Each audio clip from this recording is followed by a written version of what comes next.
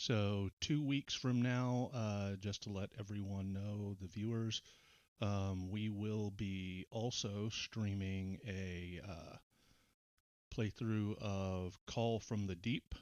Uh, Jimmy, who plays Baxon, is also going to be playing in that, as well as about 5 other players. And we'll be streaming that as well. That's going to be on Thursdays at 6 p.m.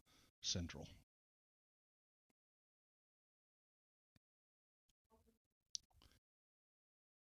And have you got your whole recap all planned and scripted out tonight? Yeah, baby.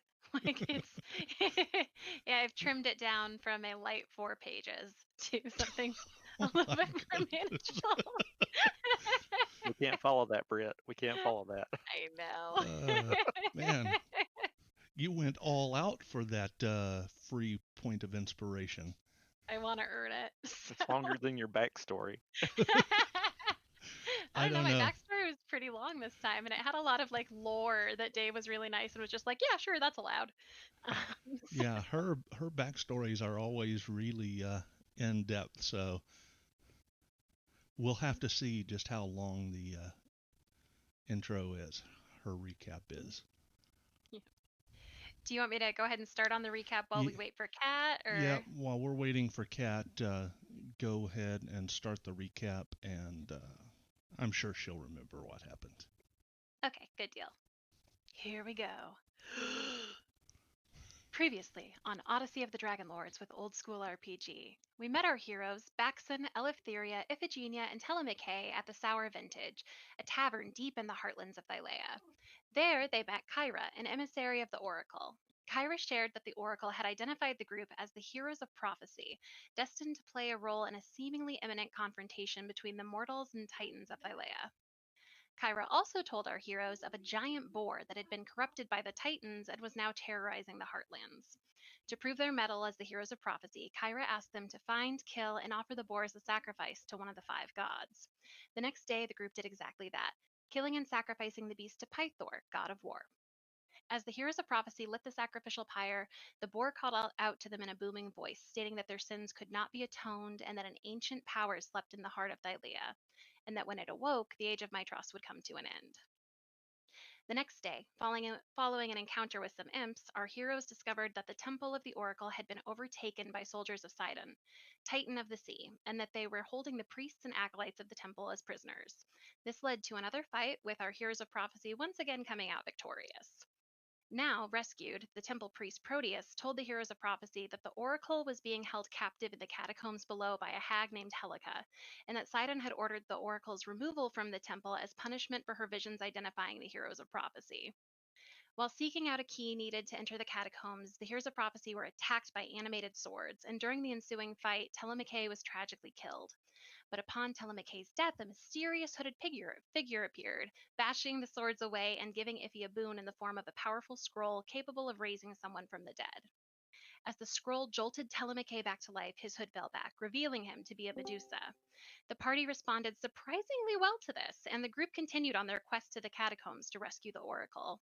Will the heroes of prophecy be able to rescue the Oracle? Will Iffy make something unnecessarily awkward?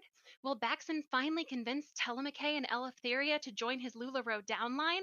Find out tonight on episode 2 of Odyssey of the Dragonlords with Old School RPG. The end. Love it. Nice. Good job. Nobody's going to follow that. Good And job. good night. You dare. You got your inspiration, but at what cost? Oh, baby. It was worth it. Yeah, now everybody else is going to be too intimidated to do one. Sorry, guys. All right, so the last we left off, also, Baxon had just gotten wrapped up in an animated rug that had uh, been spread out in where you believed the oracle to lay out and receive her visions. And you guys all beat the rug repeatedly while he was inside, uh, which I'm sure he enjoyed immensely. but eventually were able to overcome the rug, uh, which turned out to be quite a difficult foe for you. And at that point, we will continue on. And what did you guys want to do from there? The map up. Find it. I can share that out to all of you. Yay! Big map. Big map.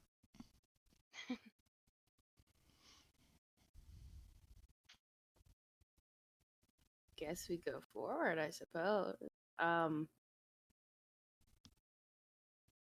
Baxton's a little beat up. Because we should probably heal him before we go forward. There's probably a hag down here somewhere. If what they say is true. Where are you at health-wise, Baxon? I'm okay. You I've sure? been better, but yeah, I'll be fine. All right. Feel comfortable going forward, then we go forward. Yeah. Yeah. Well, are you sure, Paxton? You're looking a little beat up. You have a few scratches there, and your face has been a little mashed by that warlock over there. What? I wouldn't mind healing you up a little there, buddy. You get a nasty glare. I'm not scared to go on, if that is what you're asking. No, definitely not. And I touch him on the shoulder and cast Cure Wounds.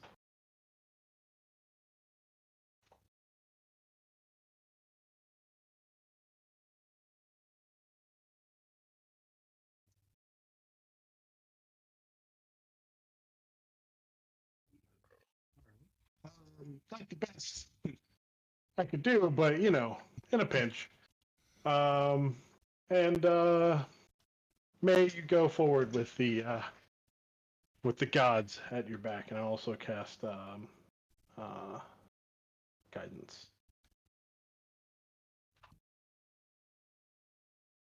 So I will start walking down the edge of the wall. All right.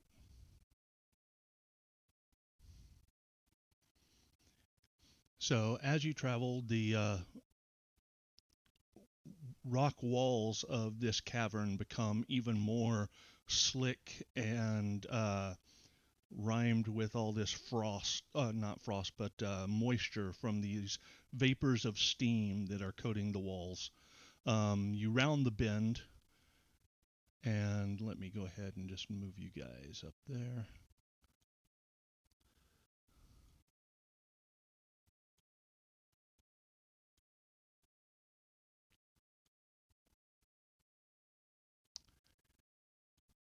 And as you approach the entrance to this chamber, you see Baxon, as you round that corner, a beautiful woman in gold raiment is stretched out above the underground river, held captive by tendrils of animated water in the chamber behind her. A hideous blue-skinned woman cackles as she plunges a knife into a terrified acolyte.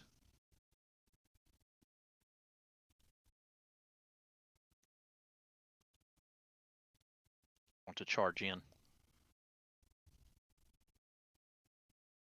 All right. And we can go to initiatives at that point. Yeah. Are we getting the benefit of the second level, or are we?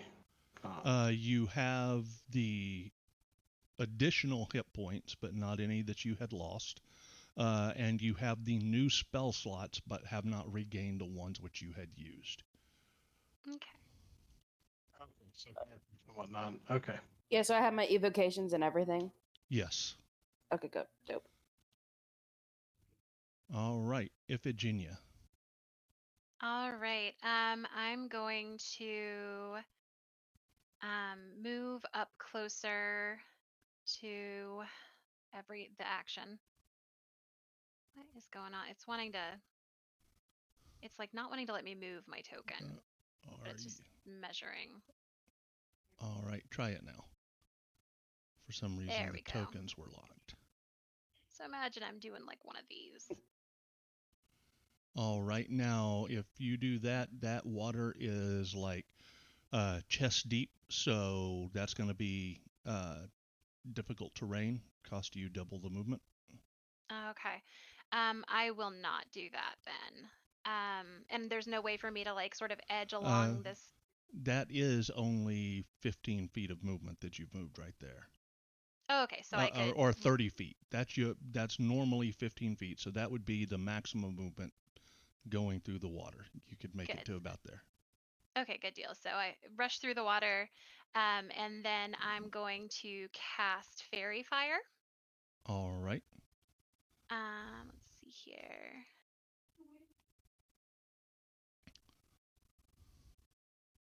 And I just need to target the W, is that right? Yep, that's a big water snake. Okay. And then this sea hag would also be in there. Right. Okay. So Fairy Fire, they need to make a save. So the water weird failed, but the water weird succeeded, but the hag failed her saving throw. Okay, great. So from this point on, anyone who has an attack roll against the hag will make it an advantage. Correct. So good deal. That'll be my turn. And sounds like next is the sea hag. All right. So she is going to use her death glare on you, Iffy, who just used a spell on her. So I need you to give me a wisdom saving throw. Okay.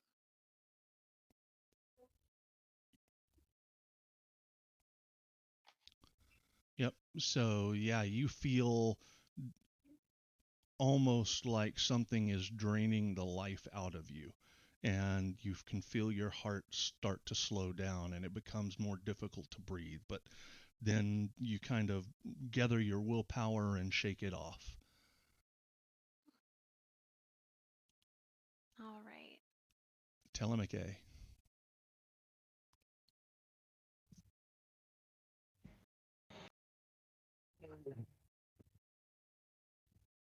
Your mic is cutting out really bad. Couldn't hear any of that. Sorry. Yeah. All right. So this water snake, is it made of any sort of? It looks like it's made of water completely, or? Yep, completely water. Okay. I would. All right. So I'm gonna just flicker my hand and try and see if I can summon some fire in it, and it'll produce a small ball of fire. And yes, the sacrifice returns to me, and I'll try and make it leap from myself to this water snake. Okay.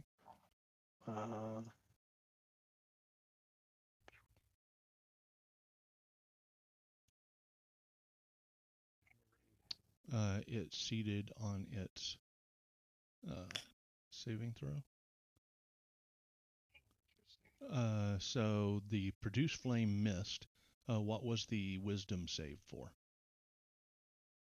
Not entirely sure.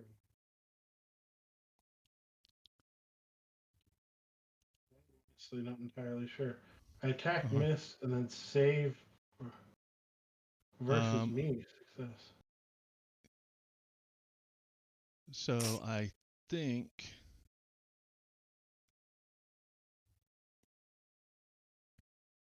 I'm not sure what that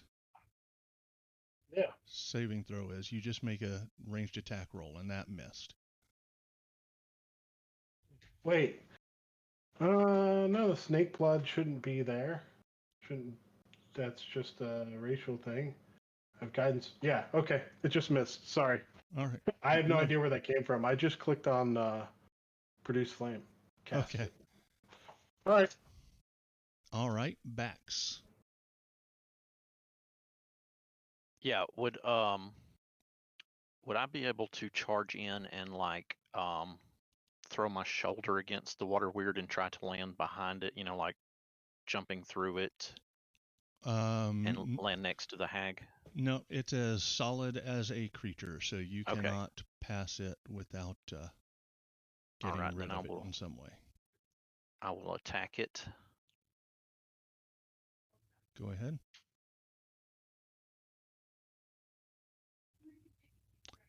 That is a hit. Ooh, baby. Right. That'll be my turn. All right. Eleftheria. Alrighty. I'm gonna cast Hex as a bonus action on the water weird. So I'm just so just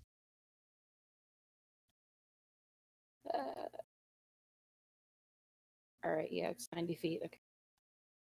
So do I just click on Hex and just put it in the chat box, or I forgot how you cast Hex. No, so you will select the water weird as your target, Okay. which you cannot even see it from where you're at. Oh, right, I can't. Yeah, I see a creature I can see. Okay. Now you could fly out there behind Iffy and yeah, that's what I was gonna do. I'm gonna go ahead and fly about right. Can I see it from right here? yes. Okay. Then I'll target it with Hex. Yep. So on the actions tab on your character sheet. Yep. At the bottom where it says display and it says summary, change that to actions. Oh, okay. And then you see the small effect. Yeah, I got it. Yep. So But you want that to targeted target. me. Oh wait, no, they gave it to me. Yeah, they gave me one extra d6 product on Right. the weird. Got it. All right, and as an because action, there is no saving throw for that. Yeah, there. And as a action, I would like to use Eldritch Blast with my new invocation. That's a hit. I'm sure hits. Eldritch Blast damage. And that did 10 points of Eldritch Blast damage. All right. And that was everything. So, boop. All right. So go ahead. You've already advanced the tracker. Yeah, I've already booped it. The water weird continues holding the oracle. So Ivy. All right, I am going to.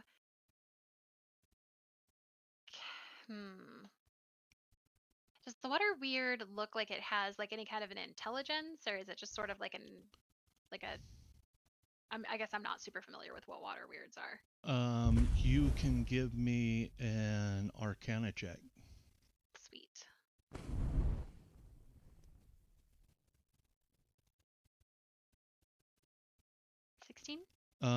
They're a type of elemental. Okay. So it is a living thing. A living thing. Okay. I'm going to cast Vicious Mockery on it. All right.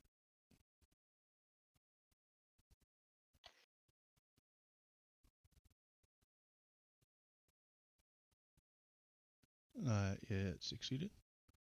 Or no, it failed. It failed its saving throw. Okay, sweet. So it'll have disadvantage on its next attack roll. Hold on 1 second.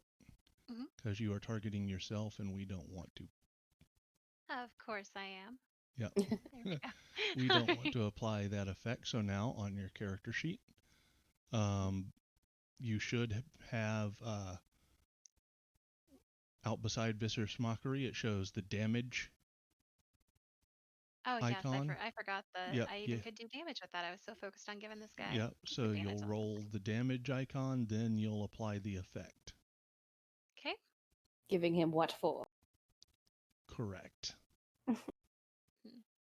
So he has 4 damage, and he is now at disadvantage for his There next attack you go. roll. Yep. And that will be my turn. All right. Oh, actually, sorry. Could I take a quick movement to kind of just get back here? Sure. Okay, great. Yep. All right.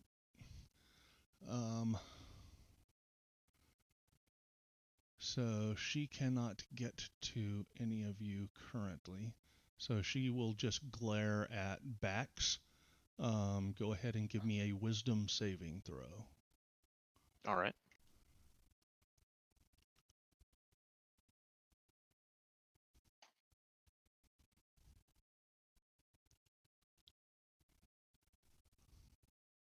And yep, Ooh. Good roll. yeah, you also feel that draining, as if you can almost feel the life being sucked out of you, but are able to rally and throw that off.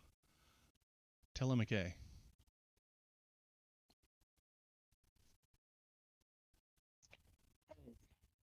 We're gonna try the same thing again. I'm gonna bring out the fire and hurl it.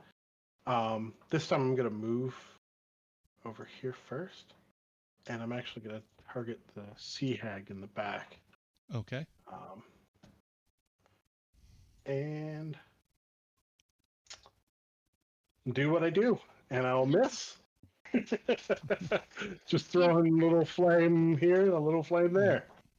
You did just die and get resurrected like an hour ago. Nobody can Yeah. get mad at you for being a little off your game. Yeah, I just, this power just came back to me, so it's a little rusty. It's like in The All right. Princess Bride, like you can't really use your arms to full effect yet. Right. Yeah.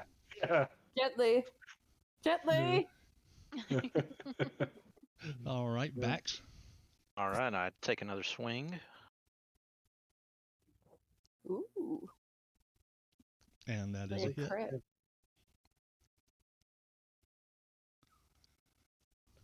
Yep, and you slash at it All right. with your Thank you. axe. And you can feel the axe dragging through the water, but it does not feel like you're getting a good solid hit like you would against a solid surface. Mm-hmm. It's aggravating. Eleftheria. Alrighty. Gonna Eldritch Blast it. You give it a weakness when you cast Hex on it? Hey, that hits. It gives whenever I hit it a 1d6 extra necrotic damage. And that's only when I hit it, which I just did. Oh, I thought. Ooh, that's really good. Yep. And it did not roll my hex damage for some reason. I will go ahead and do that. And yeet. And that's 1 extra necrotic damage. All right. Alrighty. Anything I could do as a bonus action. Can only keep it on one thing at a time. Okay. Yeah, I guess that'll be my turn. And boop. All right. Iffy. All right, I'm going to swing back up here. I'm going to once again viciously mock the water weird. All Or right. actually, if I can see the sea hag, I can do it, right? Yeah. Okay, so I'm just gonna. You I'm are gonna viciously targeting mock the sea yourself again. hag again, because of course. It's all Go. I'm playing 3D chess. All right. Is it now the sea hag? All part of my master plan. Yes. All right. And it looks like it. Did it fail that save? Yes, it did. Hell yes. All right. So that's going to be 3 damage, and then she is at disadvantage for her next attack roll.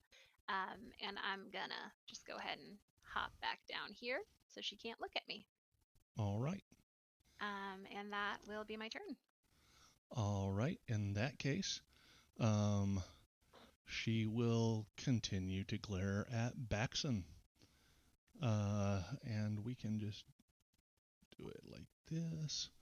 She will use her death glare. All right, so Baxon, you fail the save, and you just feel your heart seize up in your chest, and you dropped to 0 hit points. What? Mm-mm. What? She can just do that. And If he Baxon starts falls taking to the notes. ground unconscious. Okay, that's a problem.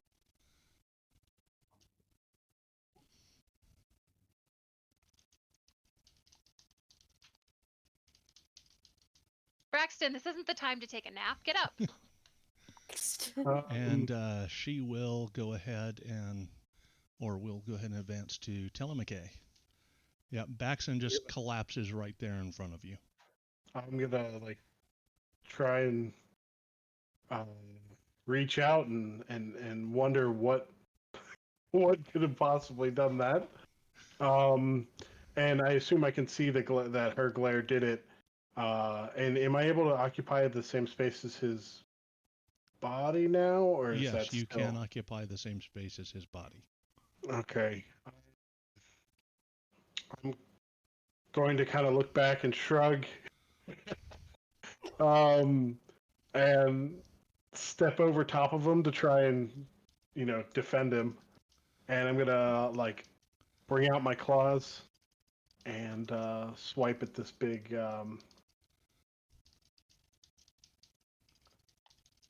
Oh, I did not apply that to the weird. Sorry. Did you want to? Okay, so that is a miss. Keep doing what I'm doing. And yeah, I'll just stay there trying to be defensive in front of the water wheel weird and try and protect Bax. All right. Oh, thanks for the follow, Arnie Damon. Thank you for the follow. Damon. Do what? I said thanks for the follow. Yep. All right, so Bax, you succeed on your death save. Eleftheria. Okay, I need to get this frickin' water weird out of the way. So let me see if I can just apply hex every single, and hopefully that will roll it for me. All right. Hopefully that works. All right, so I'm going to let me look over my spells. That is a I'm better off doing a blast. All right. I'm just gonna keep laying in the damage and pumping out Eldritch Blast thing. All right. That Yep, hits. that seems to be the most effective thing you guys have done. It does react as if it is in pain every time you hit it with that. Yep, and that is a total of 10 Eldritch Blast damage. Let me check my False Life is an action, right? What's that? The spell False Life, it's an action, correct? Yes. Yeah, even with my invocation. Yeah, I figured. All right, okay, I suppose it's gonna be my turn. I can't heal him or anything, so.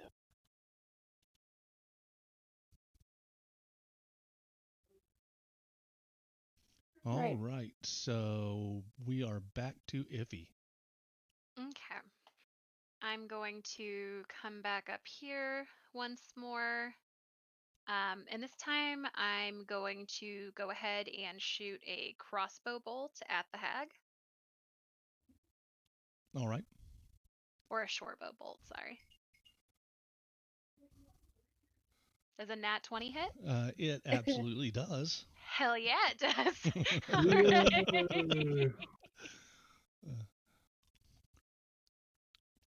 All right.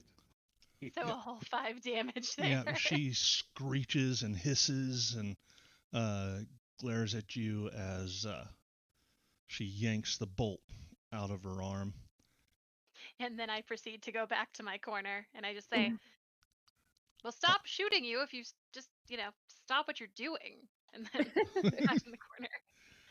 All right. And that's my turn. All right. Why are you being so difficult? I It's very simple. We don't want the Oracle to be killed captive, so stop. All right. Well, she will change her target to Telemachus. That's not Telemachus.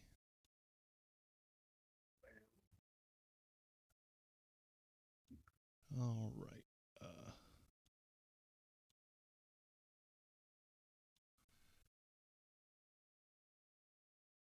Let's get Baxon out of there so that I can target you. There we go.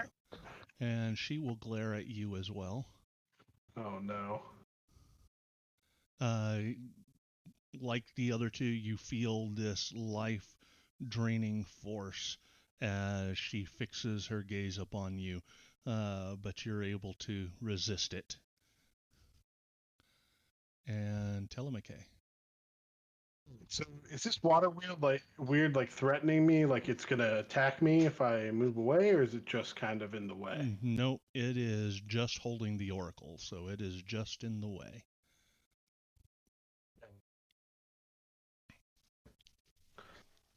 Well, I'm gonna go ahead and take out my claws again. Give it a go, and miss him again.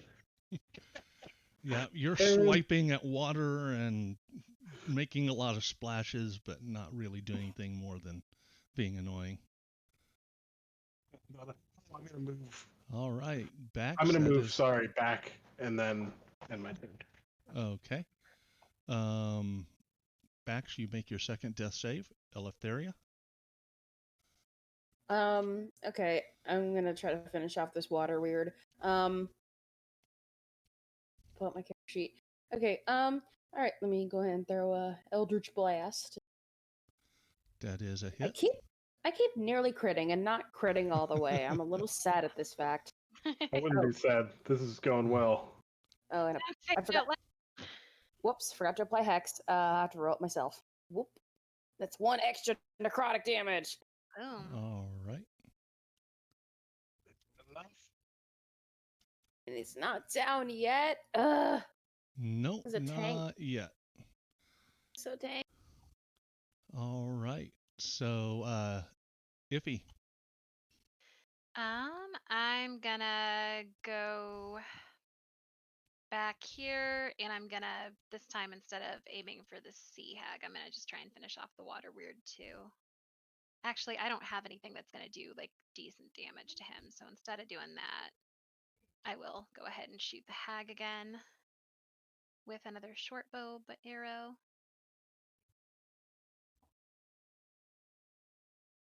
That is a hit. Great. A whole 2 damage to the hag there. And then I will move back over here. And that will be my turn. All right. Not having anybody else that she can see, the hag will, she can now rush out. So she will rush past her ally and try to claw at Telemachus.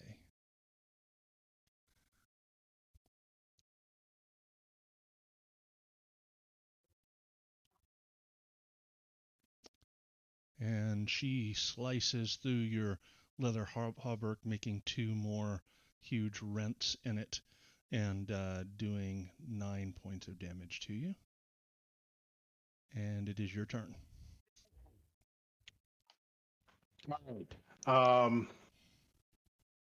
I can see the water weird from here, correct? Through this gap? Yes. From where you're at, yeah, probably just a little bit. Yeah, I should have asked the first time. What was it? Actually, no. She's right next to me. She swiped at me. I guess I have to. I'm gonna switch targets. Go after her with a primal savagery again. All right. My claws. This time I try with my teeth as well. A hit. 4 acid damage. All right. Yep. Success. All right. Anything else? Nope, that's it. Sorry. There we go. All right. Bax has made his third successful death save. Yay! So Yay, back. you are stable, though unconscious. And Eleftheria. Alrighty. Hey, it applied my hex this go around. So I'm just trying to finish off the stupid water weird. That It is a hit. hit. Yay. Finish it off. Thank God. All right. Yep. The water weird goes down. Alrighty, and Just it's kind of dissolves into a puddle and runs off and down and into the stream that you're hovering over. okay, dope. And I'm going to switch my hex target as a bonus action to the sea hag instead. Okay. Apply hex. Alrighty, and that will be my turn. All right. Iphigenia. All right, I'm going to viciously mock the hag and just look at her and go, your bubble popped. And then I cast vicious mockery. Oh, Oh, dang. All right. You mock the hag. Good deal. And But then yeah, she succeeded on that save. So, all right. I stand by my statements. All right.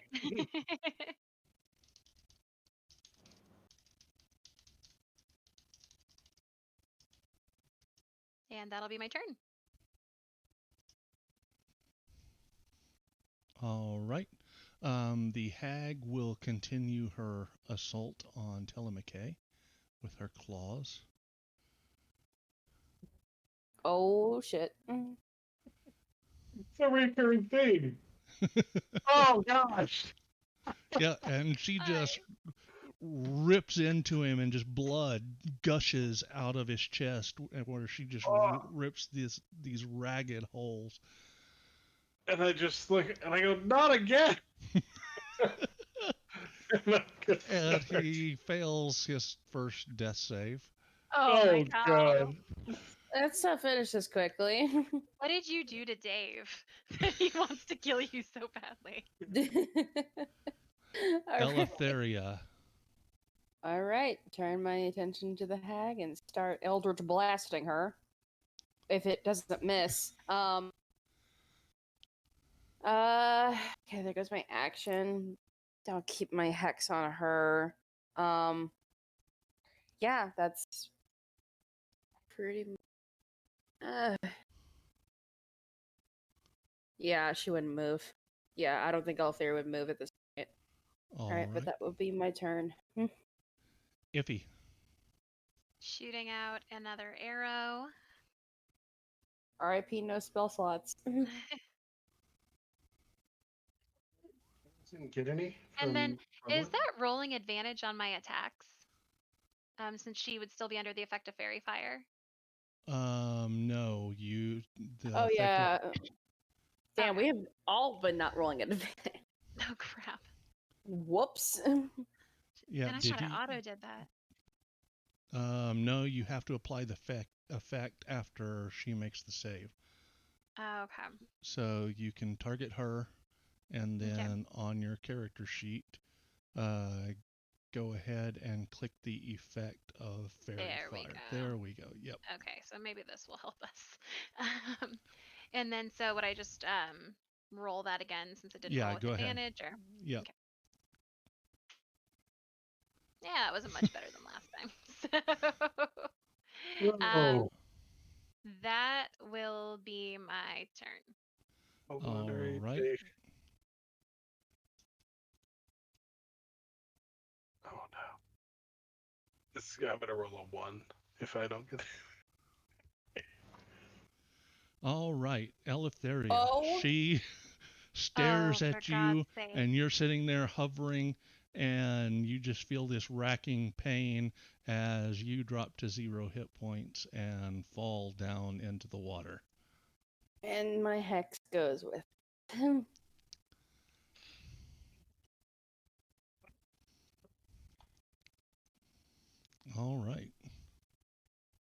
Yikes.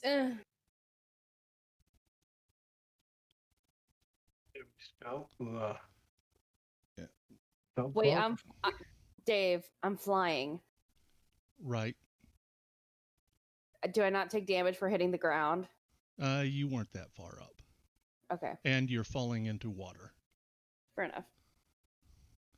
So, Telemachus, you succeed on your second death saving throw. Bax? Stable. I'm still unconscious, though, right? Yeah. Yes, you are still unconscious, but stable. All right. Okay. Eleftheria, you made your first death save.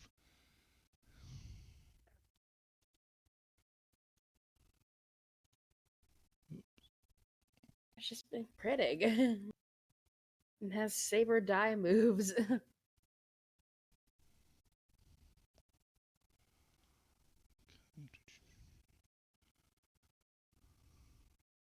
So,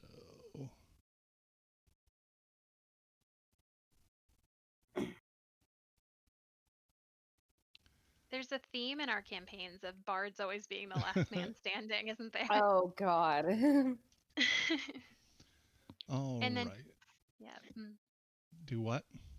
Does Kyra go, or is she kind of just like taking She notes has of her just own? been recording up to this point what has been happening. But she is going to actually act this time if I can figure out how to do this. Now, for the viewers at home, if you'd like to make this thematically a little bit more appropriate, just play yakety sax in the background. This would be very appropriate.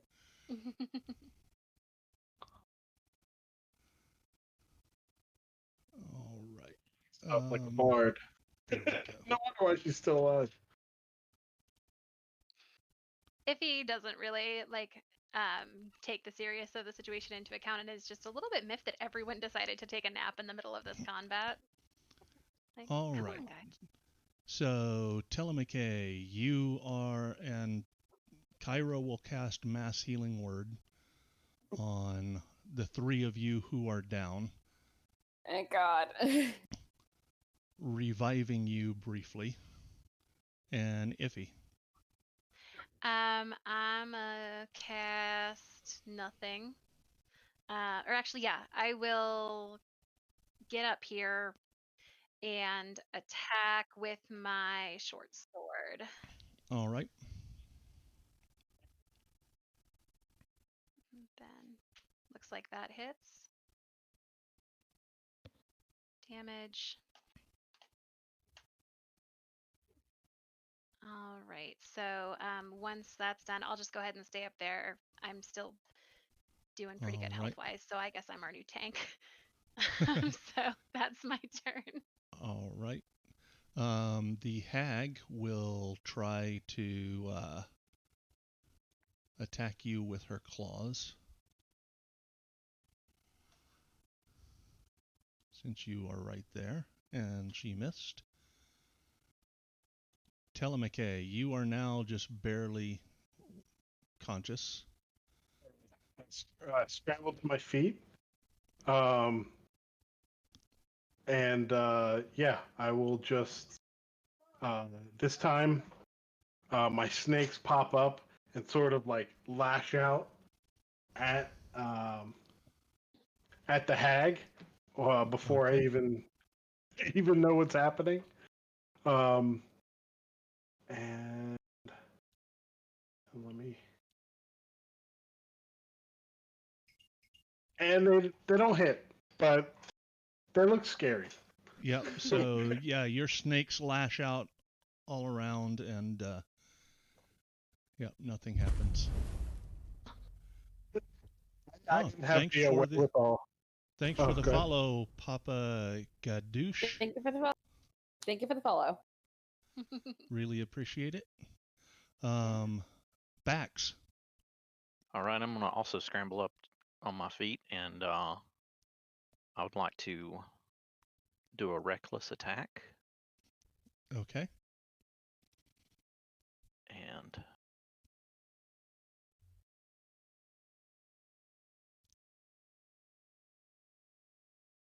That is a hit. all right.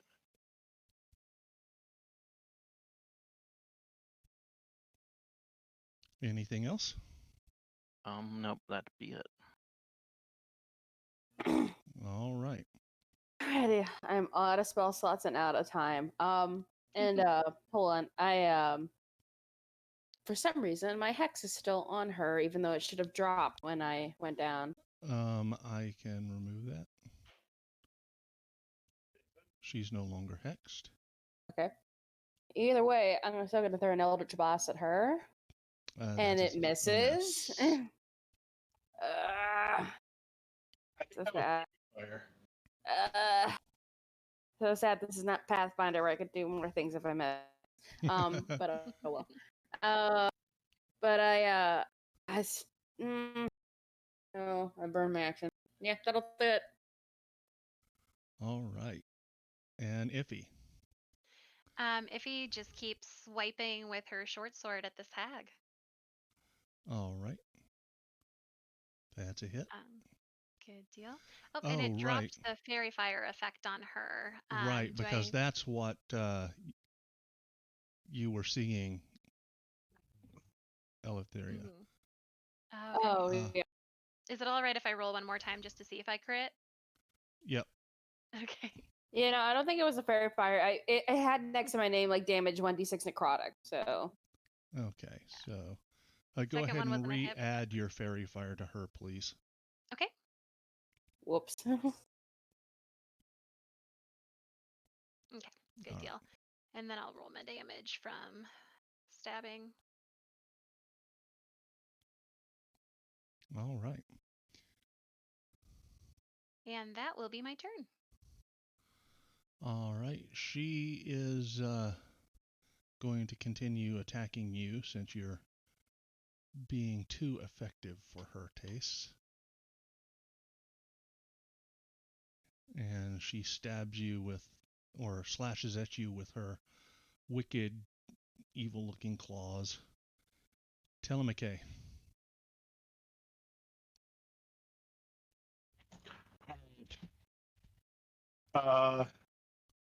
Once again, going with this same sort of theme, I'm going to continue to let my snakes attack, but this time I'm actually going to help them. So hopefully we're going to hit. Woo! And we do! That's one! All right. She is going to have to also roll a save. She succeeded on that. Okay. But I do 2d6 damage with that. 8. Yep. All right. And that'll be my turn. I smile that I actually succeeded at something. All right. Vax. All right, I'm swinging that axe again at it. One thing to remember, each of you that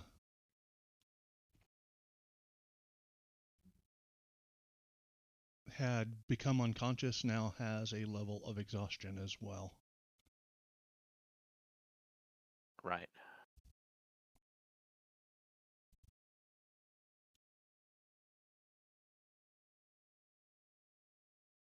Hey. So how does she die? Well, she was facing away from me. I slam it right into her back and just slice her all the way down to her legs. And bifurcated.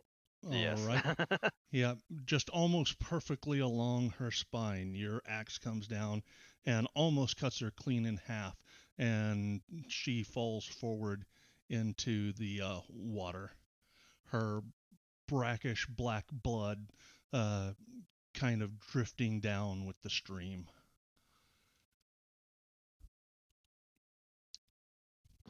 All right. I want to collapse to my knees and I look around and I say, I was wrong. I was not ready for that battle. I was wrong. I was not ready for that battle, he said with a look of contrition. Right in my book. Oh, I'm soaking wet, and I'm trying to like walk through the water and try to get up on the shore, trying to wring out my robes. I have my tattered leather tunic, and I say, I clearly was not ready for this battle. Right. and I think I was the only one that actually died to her claws. Yeah. And is Versi unconscious now that the water weird's been destroyed? No, she is now standing up, kind of dusting off her clothing. And she says, thank you, noble heroes. I can only assume that you are the heroes of prophecy. You'd be correct. Yeah, Versi is a water nymph. And she says, it appears that you arrived just in time. It seems my father, Sidon, is not pleased with the prophecies that I have issued concerning you, but I cannot help but speak what I have seen. And what exactly are these prophecies? She says, take some time and rest yourselves. And there she has food and various types of fruit and things laid out, and water and wine. Says, rest yourselves and recover from your battles, and then we will speak more of dark things. I just suppose we do that.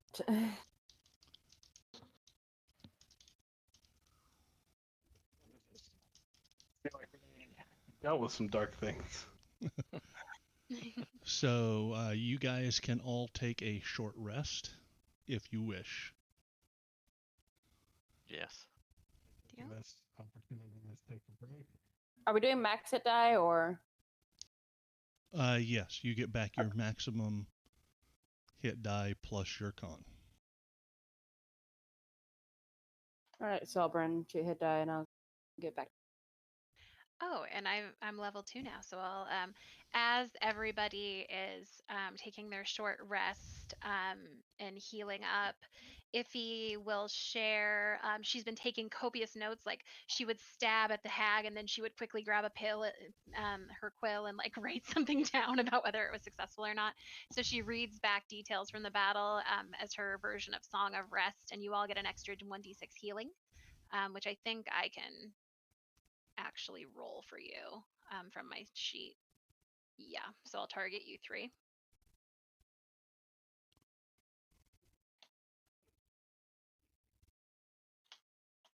You'll get healed for an extra 2 damage, or -2 damage. I Yeah. don't know, math is hard, you guys. D&D shouldn't have been my name. Yeah, as you are poking at the hag, this leather pouch falls out from her uh, hideous, tattered robes, and you can see a small piece of paper, the corner of a piece of paper, peeking out from that bag. Iffy definitely grabs it and looks at it. All right. It says, Helica, I bid you now make good upon the oath of service that you once swore to me. You know the secret ways through the Forgotten Sea to the cave where my daughter dwells. Find her and bring her to Praxis unharmed, and I will release you from your oath. Sidon, Lord of all.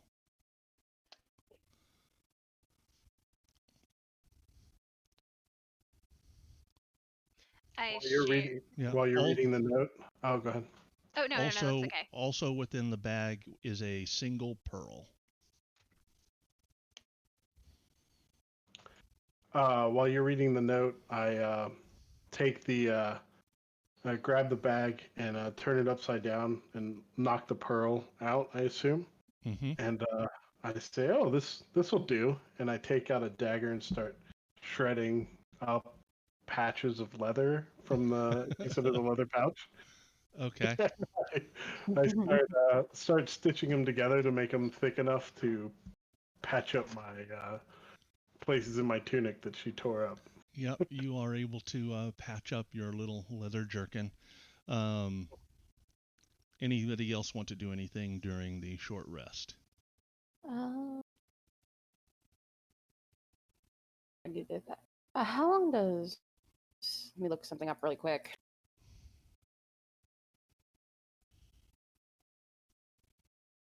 How long does it last? How long does what? False life. I was checking something. Yeah, no, I'm not interested in that. Never. Back to business. All right. So you all rest up and you're able to, uh, if you wish, eat some of what she has provided. Um, Whatever you eat and drink tastes like the absolute best you've ever had. You've never, if you pick up like an orange or whatever, it is the juiciest, most delicious orange you've ever eaten. The wine is the sweetest wine that you have ever tasted. You see me just like grabbing and scarfing down food, and as I do, whenever I see a suitable piece of meat, I hold it up to my above my forehead and let one of the snakes consume it. Okay. You can hear me say, "Ah, eat well, Muharib," as I feed one of my snakes. How often do you feed those things? They don't really need to be fed. They get their sustenance from me, but something as fine as this, I like to give them a treat. Mm. Iffy looks at you in a way that very clearly communicates that she would like to give the snakes a treat as well. After all, she Uh, feels responsible for that condition. I, uh, you definitely get a second. I'm definitely give it a second thought, and then say, nod my head towards you and say, "Go ahead." Oh, Iffy gets so excited and she like finds a perfect like cut off of her meat and feeds it to the snake and she's like, I shall call you Clarence. uh, And then I give you a weird yeah. look for giving it such a weird name. So oh, sorry, have you named them already? Yeah, but Oh. you can continue calling her Clarence. That's fine. Oh, it's yes, that seems like a fitting name for her. Thank you. all right. So you all eat your fill and rest, and just you feel more almost as if you had had an entire night's sleep. Um, and you guys can all count as if you had had a long rest Ooh, nice. from eating her food and drinking her wine. And you just feel like you have had several relaxing days and are feeling better than you have in a great while. And she says, now come, let us talk of what the fates have declared for you. And she leads you out into the main chamber where she sits upon one of her rugs and she inhales the vaporous fumes that surround her and stares into each of your eyes, probing your soul with her penetrating gaze. And some time passes before she speaks. And she says, you warriors who stand here gathered will be tested. The fates have revealed 3 great tasks that must be accomplished before you're ready to sail into the 3 seas and face the Titans.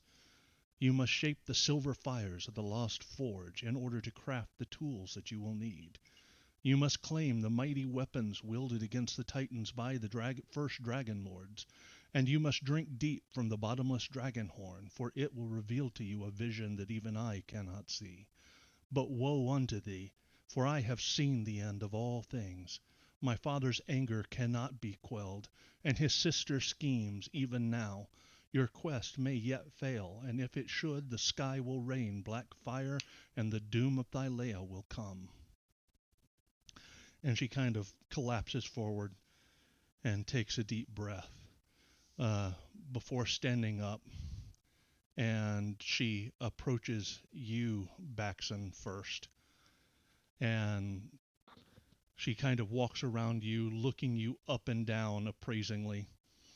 And she says, I see mighty scaled beasts fleeing and falling before your bloodied axe. No longer Baxen the Bull, but Baxen the Dragon Slayer you shall be named. But a great warrior requires great weapons, weapons such as only the Forge Keeper and the Mithril Mines can make. Continuing on, she walks around you and then turns her attention over to Telemachus. And she walks up to you and looks you up and down and places her hand on your chest. And she says, "Though the serpent has claimed your body, I sense that it has not yet claimed your heart.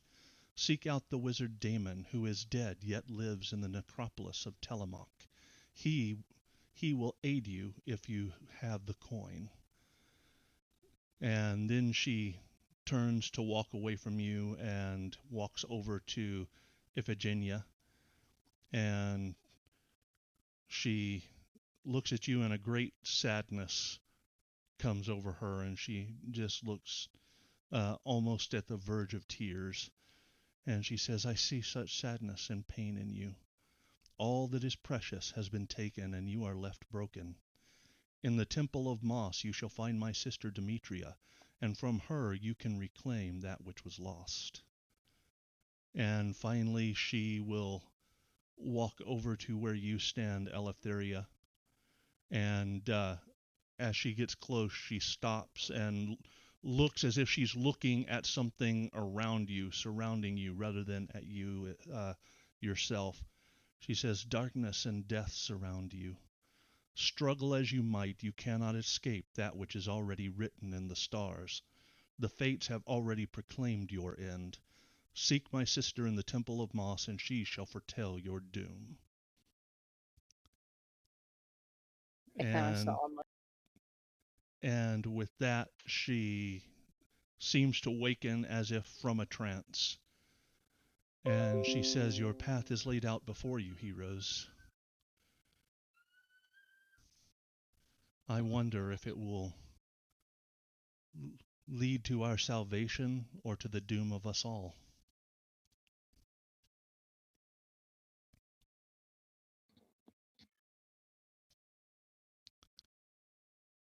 And what do you guys do?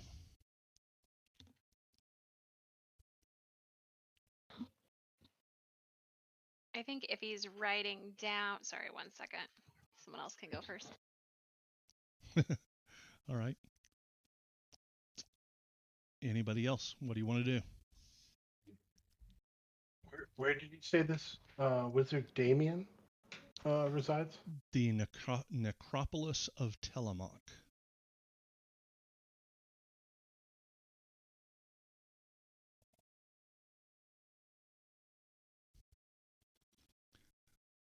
Fair So- lady, can you tell me more about these mithril mines? She says, "I have told you of my vision. I can tell you no more. And now I must rest. Seeing such dark tidings is wearying." And she begins walking back toward her bed chamber.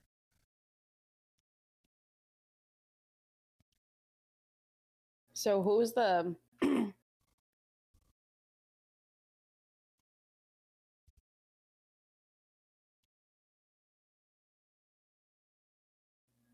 Do what? what told me to go? I said what city was it that she told me to? The Temple of Moss. Temple of Moss. Okay. Yep.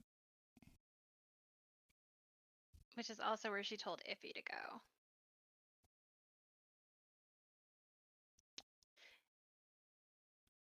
I think Iffy looks at everyone and she goes, well, this has been fun. I'm off to the Temple of Moss. See you later. And then Yeah. Big map starts coming. walking away. Cat. Giant map. So. Did you write down everything, Iffy? Mm-hmm. Yep. So you guys can see here you're at the Temple of the Oracle, halfway between the Sour Vintage and Astoria. The Mossy Temple is in the Old Wood directly south. The necropolis at Telemach is to the west, up in the mountains.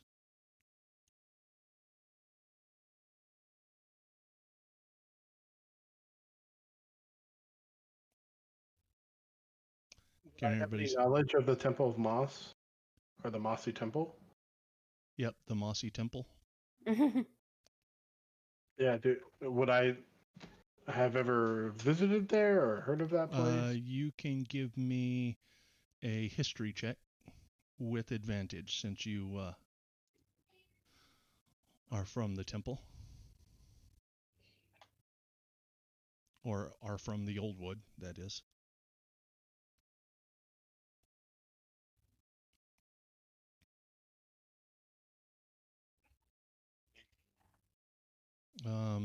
That. Oh, okay. So an 18. Yeah, it is a temple to Sidon that has been claimed by the Old Wood. The Order of the Old Wood, the Druids of the Old Wood, avoided it because there are many dark things there.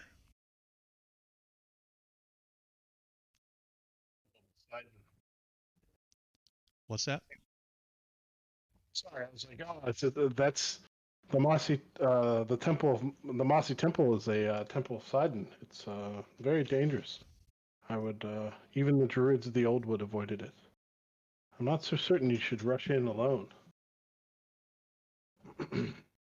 That's where Iffy said she was heading off to, correct? Correct. Yeah. And did you also apply the long rest to us, or are we supposed to apply that? Nope, I can do that right now.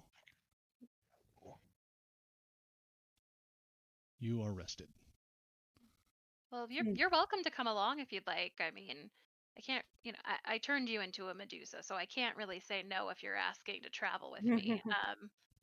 And Clarence clearly has established a bond with me, so if you'd like to travel with me, you're welcome to.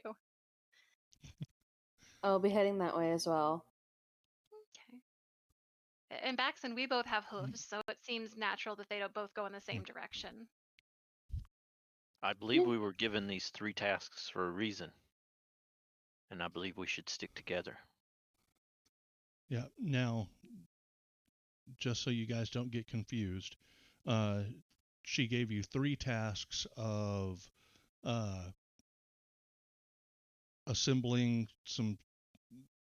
shaping some silver fires in the mithril mines.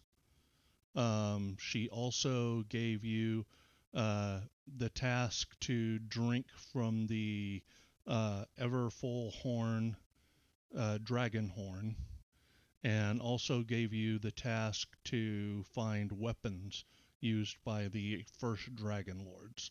That was separate from the things that she told you about yourselves. All right. I wrote them down. All right. Just wanted to make sure. Mm-hmm. All right. So where would the mithril mines be? That you do not know. Okay. So you guys make your way back up to the temple, and Proteus is waiting there for you. And before you leave, he says, hands you each a bottle containing a potion of healing. Not? Yeah, and he says, the future of Thylea may be bleak, but there is always hope. The people of this land will look to you and to your actions as a sign of things to come. Seek neither fame nor fortune, but show them the true meaning of heroism. Make yourselves a beacon of light as we enter this time of darkness, and go with the blessing of this temple. And you just kind of hear, as he's speaking, Kyra goes, and as you walk out amongst the pillars, she beckons for you all to come and gather around her. And she says, listen, forget what Proteus said. This is your chance to win fame beyond your wildest dreams. You want fame, right? Of course you do. All great heroes want fame. Fame is the path to immortality. These great labors are only the beginning. The path ahead of you will be filled with opportunities for winning fame. If you truly manage to rise to your fate and confront the titans, then poets will sing of your deeds for ages to come. There's one tiny problem, though. The tricky thing about fame is, if you're not careful, one hero might outshine all the others. Then all the stories will be about that one hero and how strong and valiant they are, and the rest of you will be forgotten with time. So I encourage you to swear an oath of fellowship. This is a sacred oath that will bind you together in the spirit of solidarity. When one of you wins fame, all of you will share it. And who knows, perhaps the magic of the oath will even protect you against some of the dangers that lie ahead. And she looks at you all expectantly to see whether or not you agree. So what do we do? Do I have to cut my palm or something? You merely need to swear the oath to your compatriots. Just say, I am, and give your name, and I swear upon my life and honor that I will hold the oath of fellowship with the warriors who stand by my side.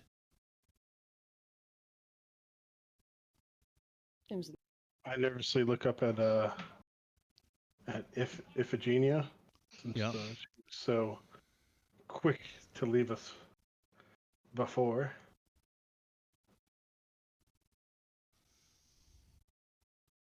Well, if I suppose we're going to be traveling together, I suppose it'd be the best course of action. Oaths are not broken without great retribution. Consequences. I'm familiar.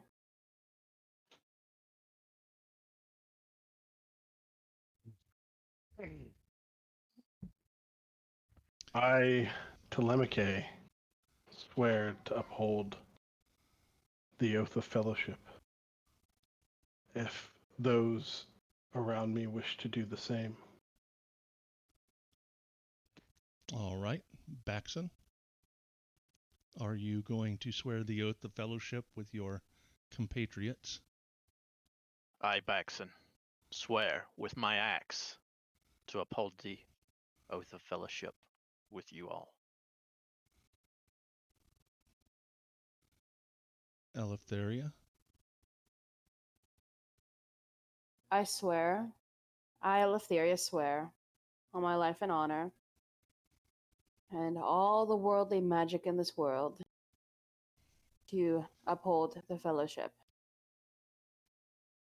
All right. And what about Iffy? I think Ivy actually she's really spacey and a little odd most of the time, but she's a little bit somber right now and just kind of thinking it over. And after a moment of kind of weighing what her sort of end goal here is with what the overall sort of assignment to the group is, she takes a breath and she says, I swear on my life and honor to uphold this fellowship. All right. And with that, you guys can almost feel like something has a tangible force that is now connecting the four of you together.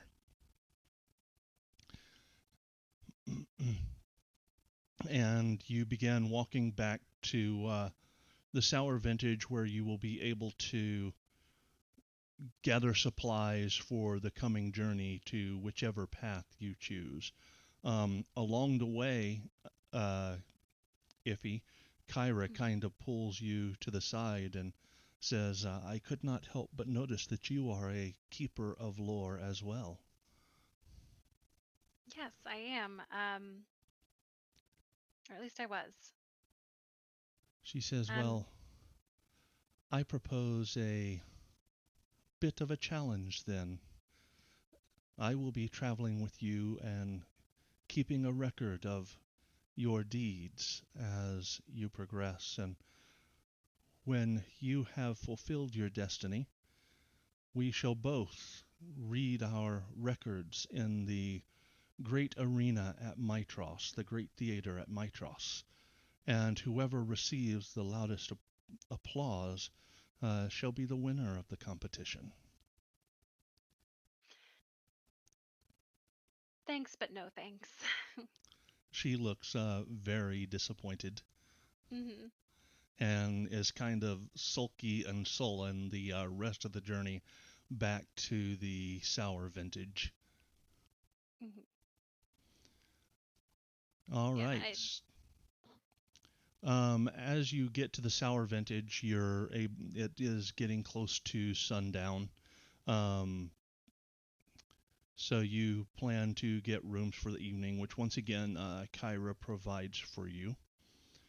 And she says, if I might make a suggestion, you have already heeded my wisdom on numerous occasions, and I trust that you will do the same now.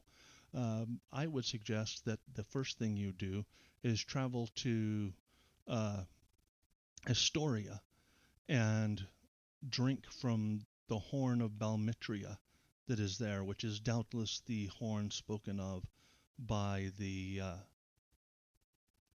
oracle.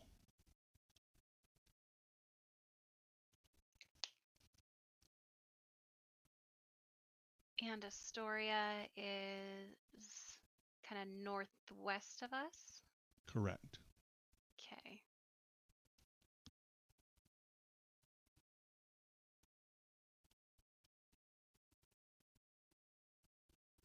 Okay. Do you know who possesses this horn? It is in the Temple of the Five at Astoria.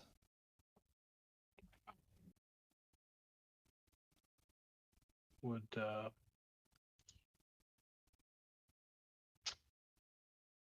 would Pythor take any issue with us drinking from this horn? I cannot see why, especially since it has been prophesied by the oracle as necessary for the salvation of Thylea.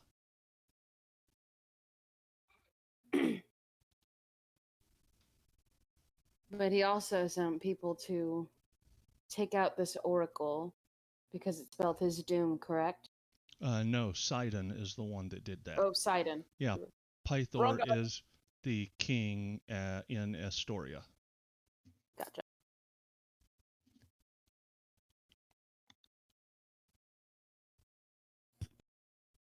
Gotcha. Okay.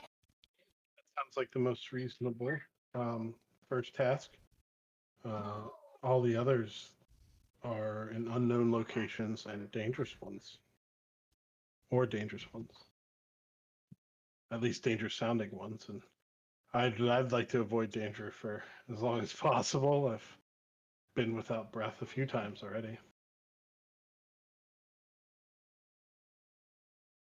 I suppose we should head out first thing in the morning, correct? Mm-hmm. Seems like a good idea. Yes. All right. Yep, Astoria is only a day and a half journey from where you're at. Um, and as you approach, the settlement of Astoria is nestled between cliffs of a rocky gorge. The north wall of the town is part of a stone fortress, and protects the town from any dangers that might come from the steppes. Houses, taverns, and shops of all kinds sprawl down from the fortress, filling much of the gorge. The northern wall is defended by a legion of soldiers, while the southern gate admits a steady stream of travelers and merchant caravans. The road that runs south from the gate is lined with roofed inns. And as you approach the city, you notice that the various farmsteads that you're passing, the crops look bare and the ground is dry and cracked, and it looks like the crops are just withering in the fields. You don't see any livestock that people would normally have. Um, you do see signs of homes that have been raided and pillaged by Cyclops and Centaur also as you get closer to the city. Also, first thing that morning I do cast Identify for my fate's bidding. Yep. And I am feeling sorrowful. Okay.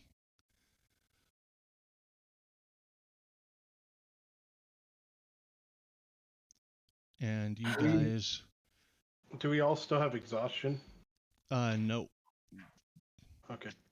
Yep, that was completely healed when you were eating and drinking the Oracle's food. Hey Dave, my character didn't get reset. Ooh. Yours didn't get reset? I am not showing anything on you except Okay. 8 points of damage. We'll do another long rest though, just to make sure. Okay. Yep, I'm not seeing any effects on you except your danger sense. Yeah, I got my rages back now. Okay, thanks. Weird. Yeah. Still have still have exhaustion, but yeah, I don't know why it didn't clear that on a long rest, but there we go. Weird. Yeah, so you approach the gates and you see a merchant caravan just ahead of you in line with two bedraggled looking oxen that they are leading through into the gates.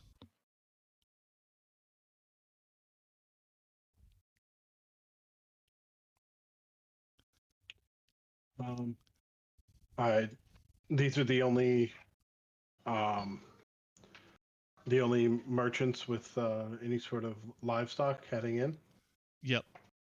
Yeah, you don't see anybody else with any livestock.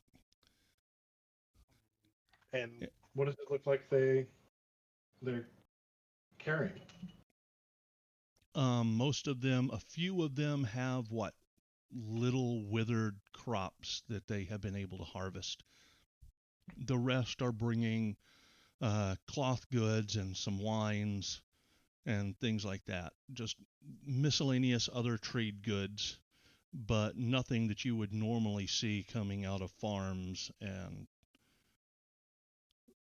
things within the area.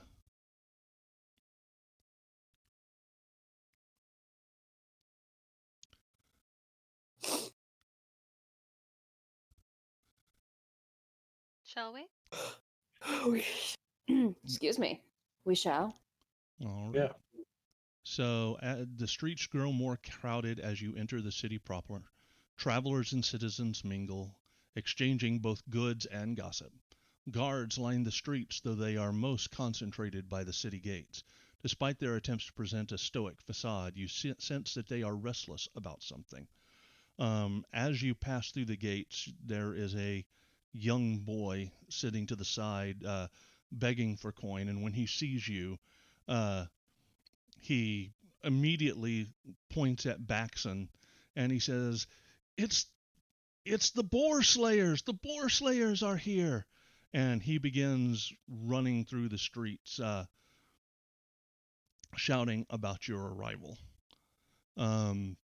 It isn't very long before, as you're traveling through the crowded streets, people pointing at you and gasping, that a small detachment of hoplites moves toward you from the north. One man bearing an officer's insignia steps forward from his fellows and respectfully hails your party. Hail, what can we do for you? The king has requested your presence at the palace, if you would be so kind as to accompany us. I nod. Okay. Lead the way. And the guards kind of surround you and begin marching off through the city, pushing the crowd out of the way as you go. Baxon, give me a perception check.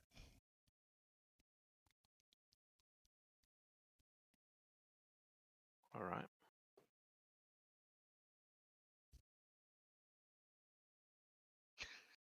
Worst roll possible. You don't see it. I'm soaking up all of this energy from the crowd and stuff.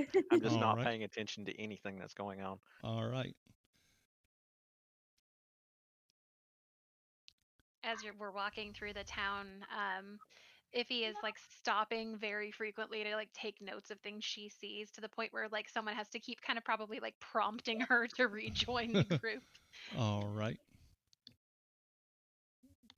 Yep. So you guys arrive at the palace and are led directly into the throne room to speak with the King Pythor.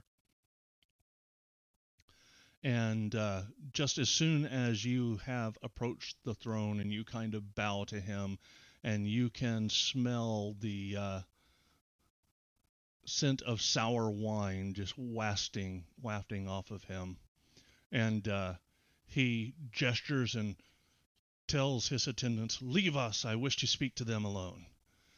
Once the room has emptied and the chamber doors are shut, the king tosses away the spear that was beside him and sits heavily upon his throne, holding his head in his hands, and he beckons you to come closer, and he says, "You are the oracle's chosen, yes?" Correct. "Well, let me tell you of my woes." Before he can continue, Kyra brashly interrupts him and says, "Whatever your woes may be, drowning yourself in wine will not solve them. You have a duty to your people in these dark times. This wallowing does no one any good." At her scolding, Pythor kind of hangs his head and says, "That may be true, but what can be done? The oath of peace binds my hands, and now the Titans conspire to steal away my precious daughter, Enora. But perhaps you can aid me." In what sense are they stealing your daughter? Several weeks ago, the Order of Sidon sent a detachment of warriors to Astoria. With a demand from the Lord of Storms. He demands that my daughter Enora should be chained to the rock of Estor amid the rushing waters of the Archelon River and left there overnight as an offering to Sidon. She's my only child, and I cannot bear to lose her. Please, surely there must be something you can do to aid me. Elthir's eyes darken. I think that the second he says someone's trying to take her daughter away, Iffy just kind of blanches and goes very like white and quiet. But then after he's done, we'll do whatever we can. Where do these warriors hail from? From the Temple of Sidon. Is that the same? That's not the same place we have to go to for the drinking of the dragon horn. No, it is not. He says, "If this sacrifice is not accomplished by the next full moon, then all of the gathered tribes of centaurs will descend upon Astoria and raze the city to the ground. Sidon has already half starved us with the latest drought, and he always makes good on his threats." What phase of the moon would it be at this point of time? It is the new moon, so you have approximately 30 days. Gotcha.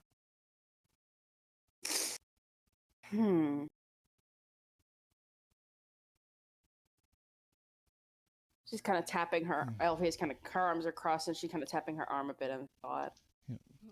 Kyra says, go ahead. Since you have time, I would advise that you first drink from the horn of Balmitria and see what vision the gods will bestow upon you.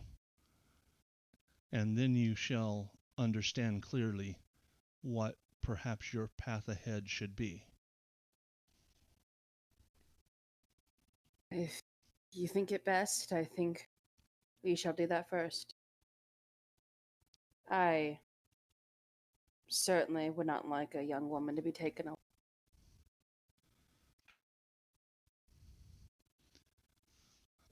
So, and this is Pythor's- likely the most like stone faced and serious you Yeah. have ever seen Eleftheria. Pythor looks over to Baxen and looks him up and down and says, "Perhaps you could challenge the Centaur chieftain to combat. If you prevail, I'm sure that it would demoralize the army of the Centaurs and Cyclops. That would be a feat worthy of the Dragonlords." Kairos looks at him and says, "That would be certain suicide. The only way to disperse the army would be to defeat the chieftain on unequal footing." And Pythor says, "Yes, but they've already defeated the boar. It is obvious that he is a mighty warrior and could accomplish this task." Do you have any input there, Jimmy? If it means saving your daughter's life, I would do it. Perhaps you could persuade the order to accept another sacrifice. I could offer as many as 50 oxen if they would accept that solution, but you would have to approach them and negotiate. Okay. We could try. I have some experience with facilitating negotiations. AFK, I'll be right back. I'm sorry. Yeah. I'm sorry. Emergency. So You maybe guys can continue. I'm sorry. okay. So maybe I could assist with the peaceful option, and Baxen could be there in case that fails.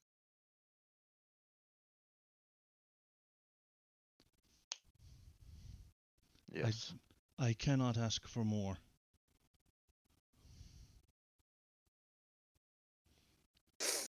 Just I beg you, do whatever is required to save my daughter. And so out of character, Dave, is his daughter like still with him but potentially about to be taken from him, or is she like She is still there, but at the next full moon she will be taken to by the order of Sidon and chained to the rock at Estor, the rock of Estor. okay. All right.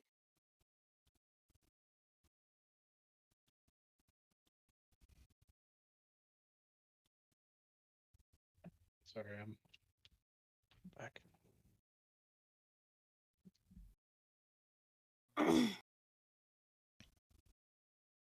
All right. So I suppose on our way to the horn, we should figure out a plan of what to do when it comes to this.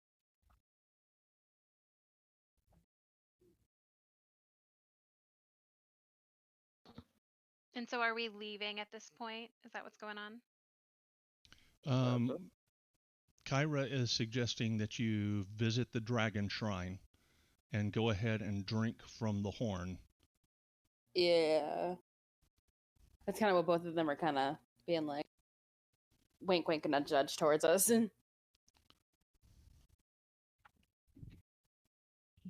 Yeah. They seem pretty pushy about it. Maybe we should, we either trust them and go immediately, which, I don't think it would be good of us to not heed the warning or. The dragon shrine is in, just so you guys know, the dragon shrine where the horn is in Astoria. Not even talking about leaving the city. It's there. Yeah, it's a brisk walk. Okay, and then the Temple of Sidon, is that here as well in Astoria? No, the temple and Tower of Sidon is across the three seas. Right, that is a major journey. So go to the horn first, suppose. Yeah, definitely. Mm-hmm. All right. I To the think- horn. What? Good. Oh, no, that's okay. Go ahead. I was just gonna say to the horn, and I was making a motion you couldn't see. Go ahead. Go get our Um, vision on. Yep. As the rest of the group turns to kind of leave, I think if he tries to discreetly walk up to him and just say, I don't have words quite as harsh for you as Kyra did, but trust me, there's no amount of wine that's going to make this hurt less. Maybe just be glad that she's still with you and focus on her right now. And then she leaves. All right. Mm-hmm. Okay, so you guys head off through the streets of Astoria. The crowds are thronging around you. Whispers going around of claiming about the great deeds that you have performed, as well as darker whispers. But those darker whispers about your pasts are not as prevalent now, since you have begun to build some small measure of fame in the region. As you travel, you pass through the agora, and a merchant woman with bright blonde hair flowing down to her shoulders, diaphanous gown that swirls around her, comes over to the group of you and asks, would you care for a sample of my wine? I don't trust. Can I make an insight check? Sure. So that seems. Wait, no, I fucked it up. I didn't land it on the box, even though I thought it did. Here it is. Oh, same roll. Seems Yeah, legit. Yeah, she seems to be a merchant selling wine. There's a table set to the side that's got several casks beside it and bottles. And she has a pitcher of wine and is holding out a cup to one of you. I guess you, Eleftheria. Kind of look to the group. Can I gauge, like, what are y'all thinking? In the back, just trying not to, you know, not to be examined too closely, as we are drawing a lot of attention out here already. My hood up over my head.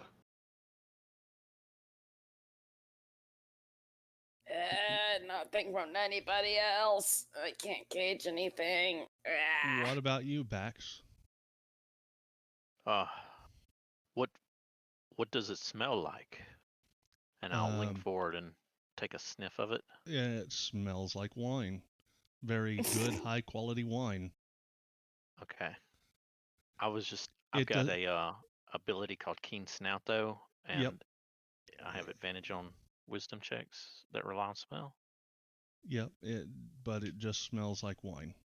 Okay. Not as good as the offerings in the Oracle's temple, but it appears to be it smells like a very fine vintage. You should drink that. It smells good. Okay. Eleftheria. She says there is enough for you all to have a sip. Only rolled a little bit higher. I'm on my way to drink from the horn right now. I am not thirsty enough for both. She looks a little crestfallen at that.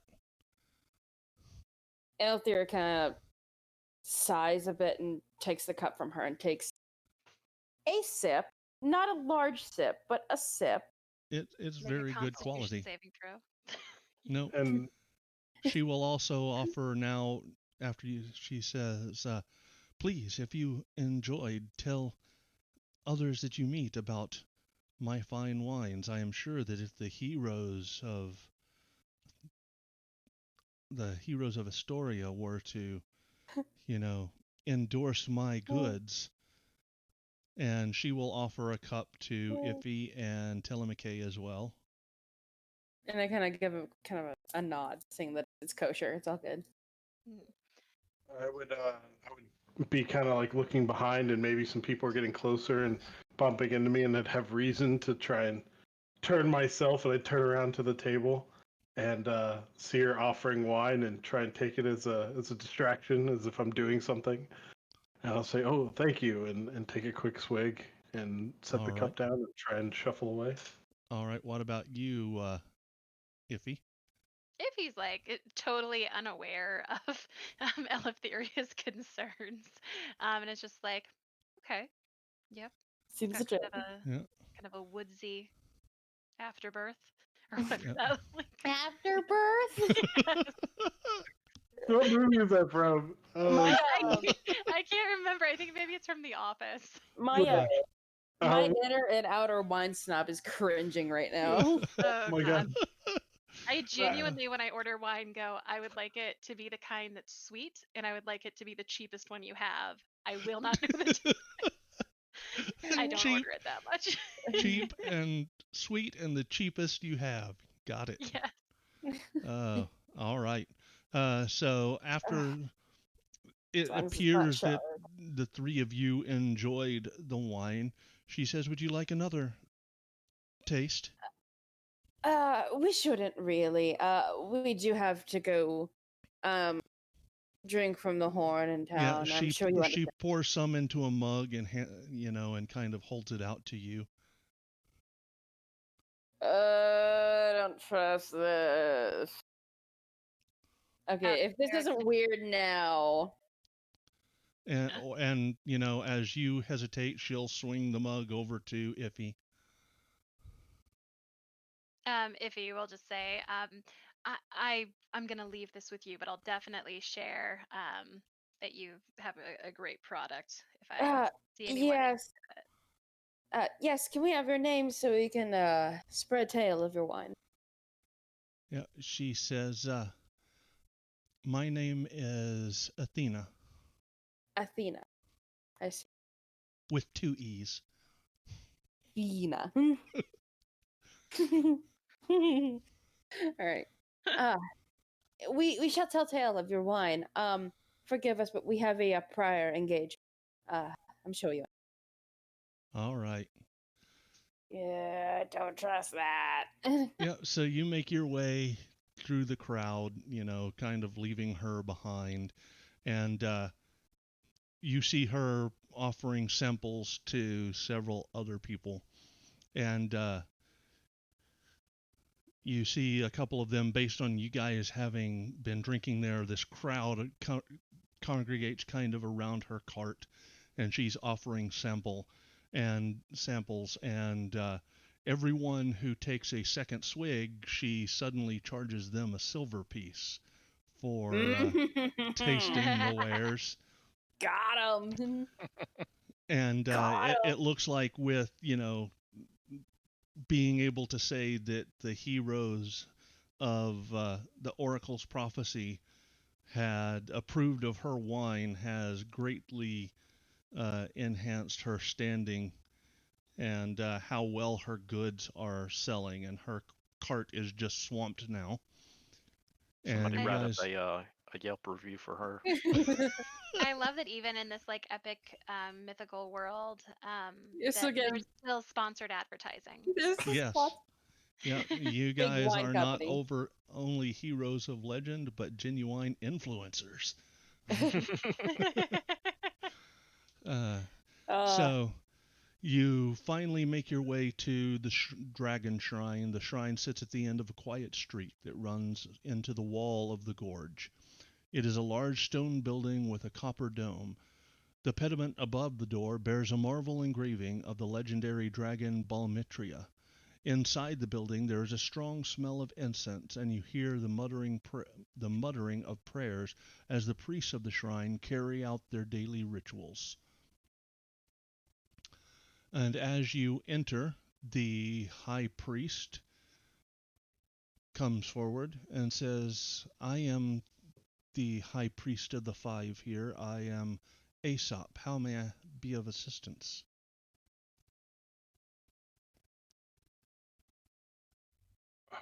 We're here about a horn, a drinking horn. Keep your voices down. I don't want the general population to know of our current situation, but 2 nights ago, the horn of Balmitria was stolen from the reliquary. Oh, do you know who stole it? I do not know, but if you are in the company of Kyra, I will gladly allow you to investigate. All right, we shall do so. Yeah, he shows you back to the reliquary. It's a small stone chapel with 3 alcoves protected by glass. The glass of the central alcove has been shattered, and dark purple stains are splattered over the floor surrounding it. All right. These purple stains. Yeah, I'd like to. Oh, let me look at something really quick. Inventory. I think I'm gonna take like the hilt of one of my daggers and like run it through the purple goo. And can I ascertain to see what this is? Give me an investigation check. Ready. Let's do intelligence. 18. Yep, it appears to be spilled wine. Ah. This is spilled wine. Yep, and you also notice that in some of those splotches there are small hoof prints. Iphigenia Baxton, can you come here real quick? Yes.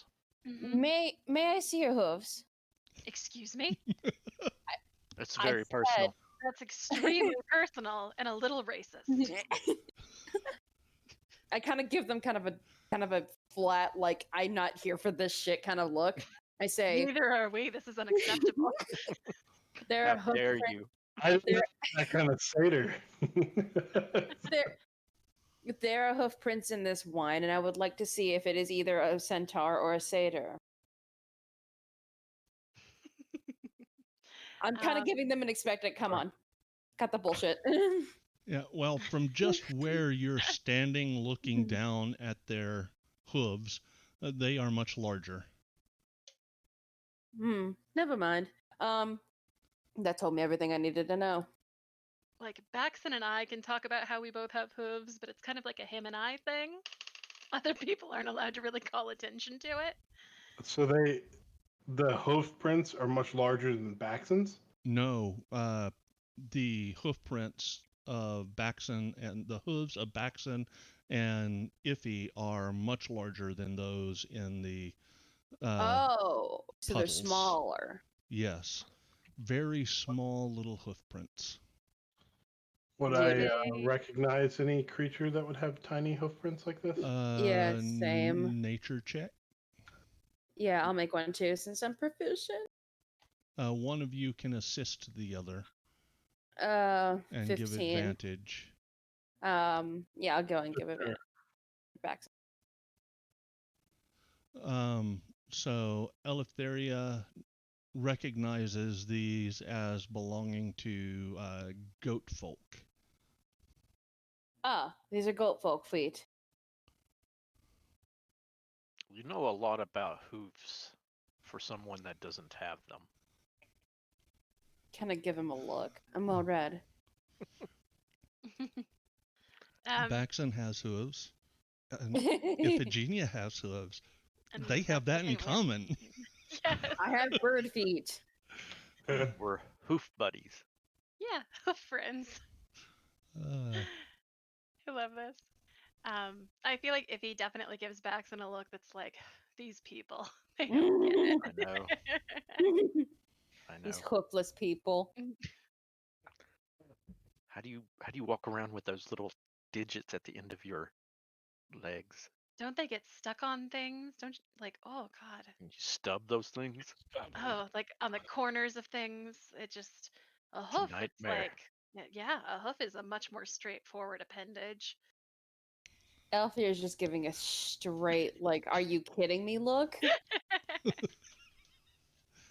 Anyways, I kind of turn to Aesop and I say, are there, you know of any goat folk either in this area or outside of it? Any goat folk would be in the old wood. And would that, That they are not even allowed into the town. well, considering the spilled wine and the hoof prints, these are clearly goat folk, so if anyone might have stolen it, it might have been a goat folk. Why But does the no, spilled wine indicate goat folk?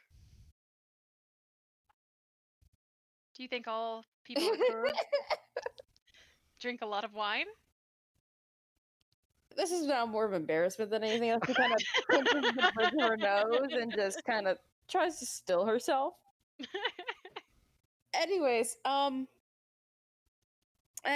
was I saying? Forgive me. You were saying that all goat folk are drunks. And Yes, clearly, I was saying this. You just stereotype everybody. Or just people with hooves. I never got out much.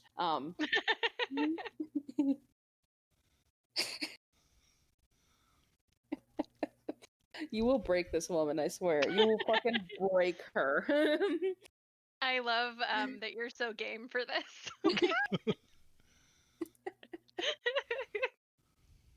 Oh, this is just one siren's descent into madness. Anyways, how far is the trek from about where we are to the old wood? Well, to the edge of the old wood is not very far, maybe 5-6 miles. And that's about like a day's travel or so, or Half a day. And what time is it now? You guys arrived probably mid-morning, so not long after that, because you've just been up to see the king and then came right to the shrine. So it's getting just a little bit before noon. Yeah. Okay. Take a look and see if there's any, like, they spilled wine while taking it out, but did they leave any wine on their way out? Or is it just this one little area? Survival check. Can I give him the help action since I have got proficiency? Sure, you can give him advantage. And can I go with guidance? I'm gonna go with my blessing of my god. All right, the gods. And I have to target myself.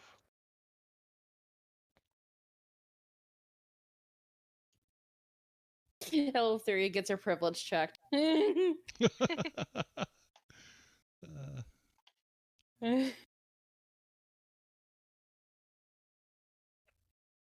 Woo! You do notice that there are little splotches of wine and more hoof prints leading out into the street. And did what exit was it? Was did they just come in the front door and leave? Yes. The front door? Yep. So this looks like a smash and grab from the front. When did this? And I assume Aesop is with us still. He says. What time of day did this? It occurred 2 nights ago, in the middle of the night, while I and the priests were sleeping in our chambers. And are the doors normally locked at night, or do you leave them open? Yes, they are locked. Did you notice that they were unlocked, or was the door broken open? I noticed neither. The door was still locked when you awoke the next morning? Oh, when he awoke, the doors were unlocked and open. Ah, okay. And the lock still works? Yeah. And the only footprints we've seen are these goat folk footprints. Yep. Is there any? Are goat folk known to be able to pick locks? Are these are like highly sentient, intelligent beings, or are they? They are somewhat intelligent, Okay. more cunning than smart. Baxton. And I guess I would probably take a look and see if the lock is, you know, can I tell if it would be easy for a goat folk to pick this lock, or if maybe they were aided by someone else, Um, or had the key? do you have proficiency with thieves' tools? I do not. You have no idea how difficult it is to pick a lock at all Yeah. for anybody, goat folk or Gotcha. otherwise. Gotcha.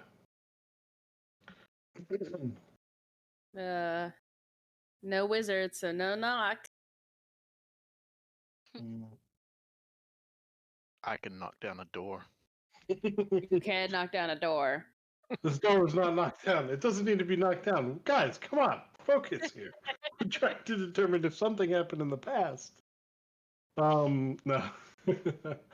I got nothing. If we from here, it would go out into the street, and I assume this would be the path would not be followable out the street, or would I still be able to follow? Give me a survival check. Okay. Thank God, someone with a proficiency in survival. I thought we all got it this time. Not me. Not with my background. I didn't get proficiency in survival, which was probably a mistake given my background, but Hey, Dave, can I pick up a You do scent not or have anything proficiency in survival? I do not. I can go ahead and make the check yeah, if you want. then- I've got it. Right. Yeah, she had proficiency and gave me advantage. Right, yeah, I'll just you- give her guidance. Yeah, you can't make the check if you don't have proficiency. Dave, can I take a sniff of the area and maybe pick up some kind of scent? Give me a investigation check. All right. All right, if I gave you the guidance, put my hand on your shoulder and say, Okay. go with Pythor. 16. Yeah, so you see there are more splotches of purple on the pavement outside, leading toward the south gate of the city. Do we get the feeling that maybe these, if he like pulls open the Pars Memorias and is going back to her notes from when they were at the king's castle and would she like make the connection that maybe these goat folk could be connected to the centaurs that are demanding the king's daughter, like in some way, shape, or form? Like they might be a part of the same centaur encampment or something like that. Give me a make it a nature check. A nature check? Yep. Mm-hmm.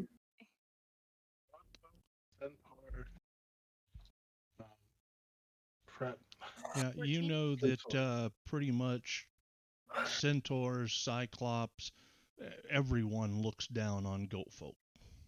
Okay.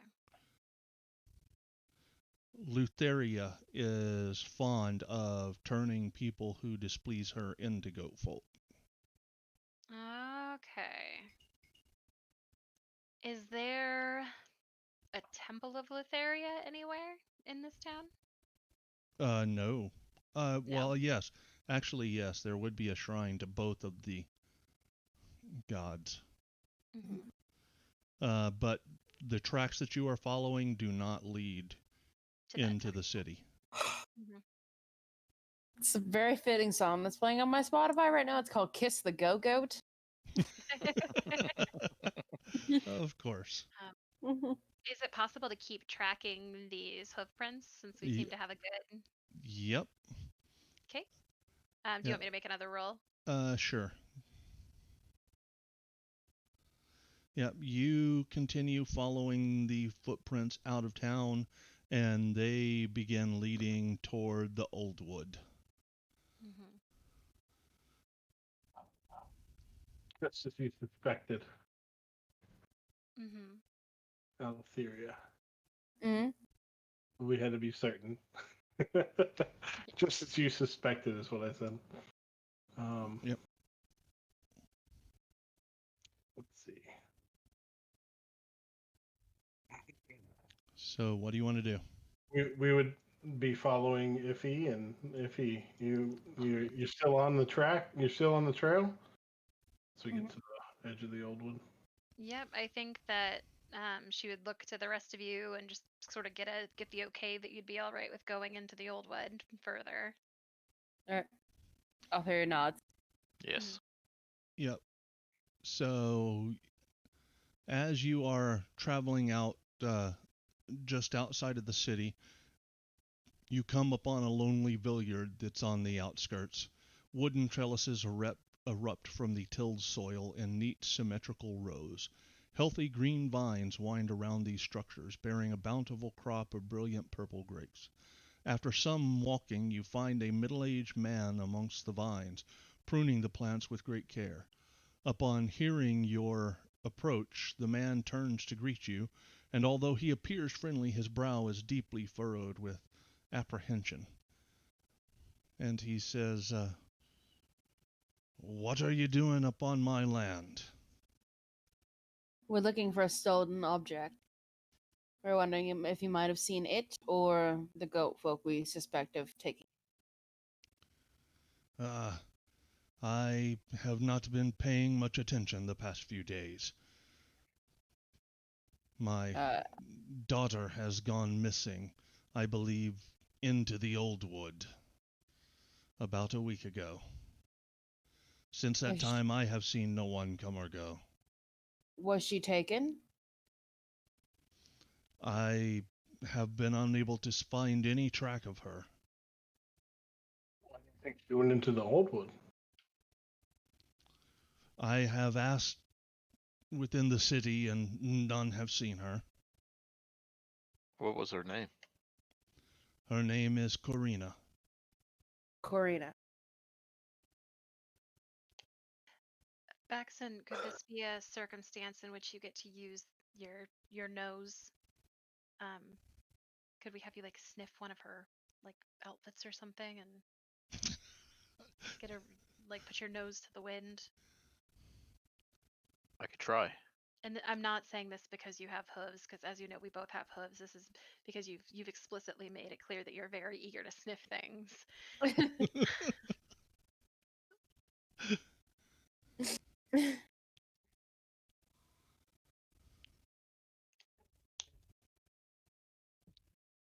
Does he have that kind of nose? Yeah. So I put it in the chat. I get advantage on wisdom perception checks that rely on smell. Mhm. And I can detect strong odors up to 6 miles. Right. Do you have survival? Yes. Then you can make a survival check, and I will give you your advantage. Okay. For your keen smell to try and track her. Smell.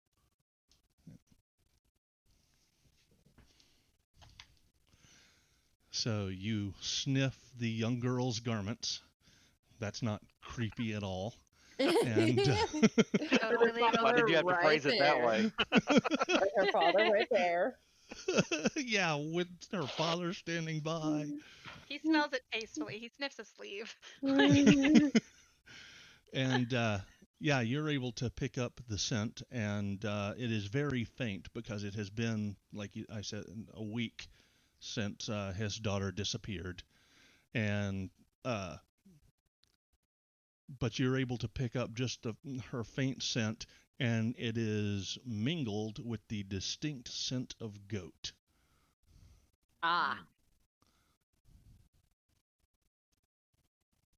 Did you find anything? I believe so. Follow me. All right. We shall return. Trying on my knowledge of the old wood, how How dangerous of a trek is it for a party to be just walking into the old woods? Is it generally just like walking in the other woods, or is it just something that With people avoid? with a group of people, uh, the only danger would be from like groups of bandits, or if you happen across like cyclops or an entire war party of centaurs. But generally, most of the wild creatures and such avoid larger things than themselves. So you don't think that there will be too much of a problem for your group to be strolling through the old wood, especially not during the day.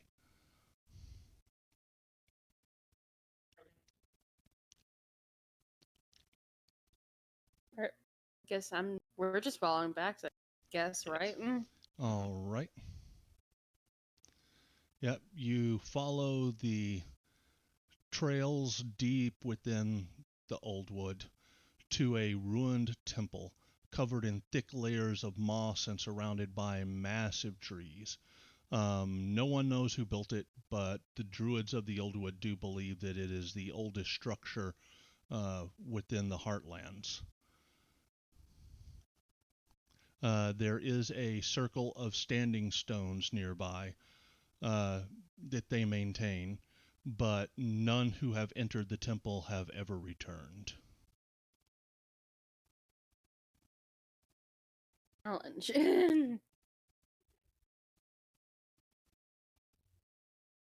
How far away are we at this point? You have come up and you can see the stone structure and the standing stones maintained by the Order of the Druids. All right. I think before we go into the temple, I think I'd like to use my what's it called, or the invocation called Fiendish Vigor, and I'm gonna cast False Life on myself. All right. And see, 1d4 plus 4 temporary. Given that this place would be familiar to me, do I have any idea why people may not return from the temple? And I have 8 You temporary hit points. are familiar with the location, as are the druids, but like them, you don't know what lies inside because no one ever returns.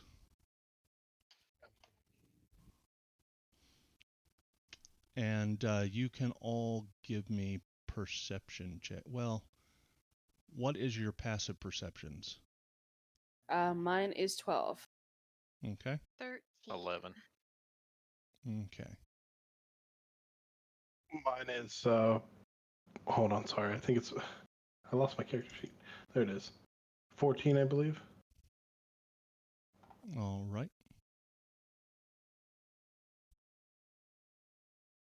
Yep.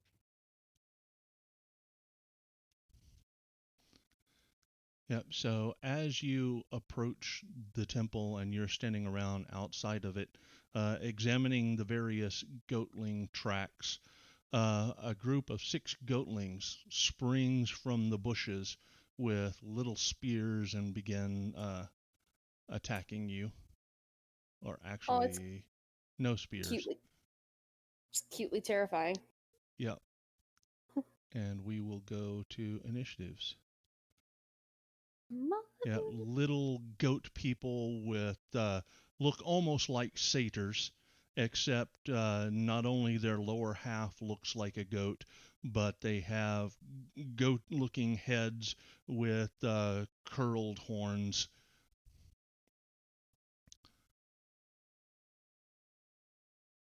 Is this map generated for everybody else?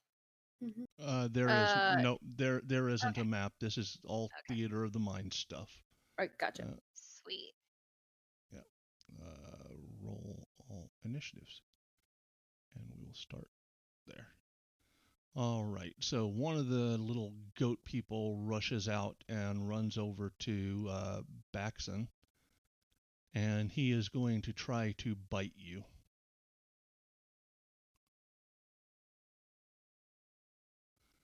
And Yeah, he kind of grabs hold of your leg and starts gnawing on the leather greave. More annoying than anything else. And Baxon. Okay, I don't have anything to target. Oh, you can't see those. There you go. There we go. Yep. Which one is the closest one to me? The one that attacked me.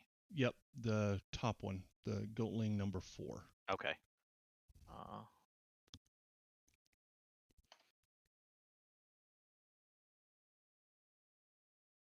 Are you able to target it? No. Oh, you targeted it. Yeah, did you I? did. Yep. Yeah. Oh, good. Okay, I kept clicking. And I am attacking. All right. And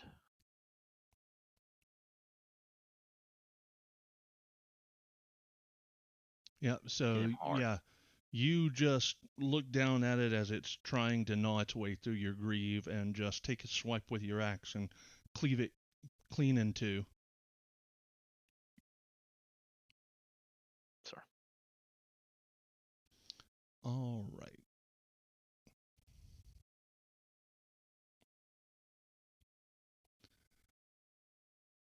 So one of them looks at you, Baxon, and he says, your face looks like the back end of a bull. And he will use mockery on you. It's rude. Needs to target you first.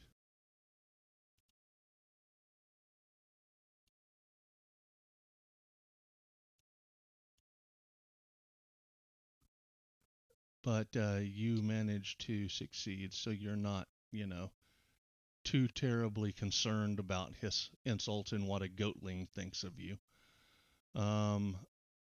The next one will run up and try to bite Iphigenia.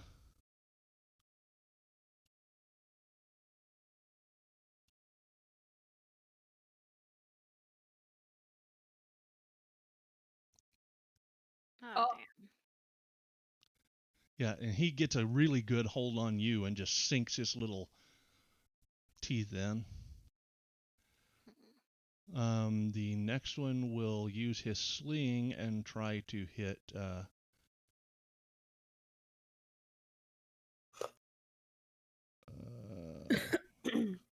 who should he hit? We'll try to hit Telemachus.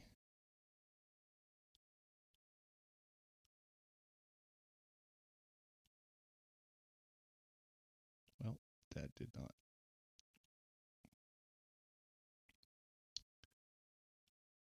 And a stone bounces off the side of your head. And finally, this one will attempt a sling attack at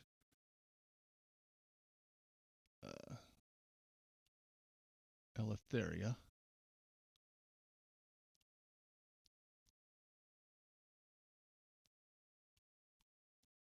And a stone thwacks you and does nothing.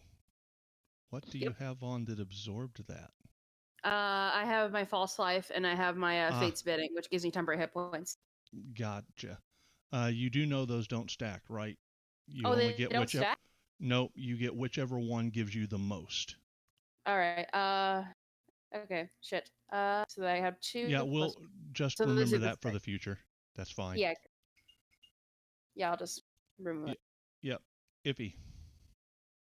All right. I want to target the goatling that is biting me. All right. That is going to be number 1. Good deal.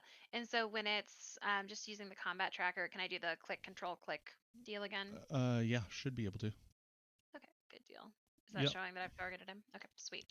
And I'm going to attack him with my short sword. All right, go ahead. Oh, I do not know why it rolled that with advantage. It looks like you targeted the unconscious one, though. Well, that would do it. Yeah, you do. You clearly killed him. Double tap. Oh yeah, you targeted number 4 That'll for do some it. reason. Okay. Okay, So Brett. which number was I aiming for? Number Number 1. 1. Okay. I need to stretch out this combat tracker.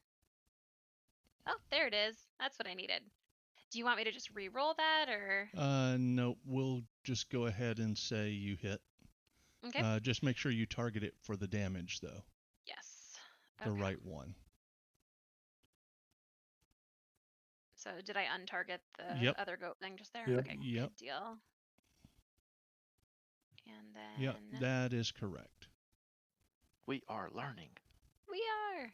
Yep, and you managed to, and I will do you guys the favor of removing the dead ones from the tracker, make it easier for you. So that if he's not needlessly stabbing corpses. Right.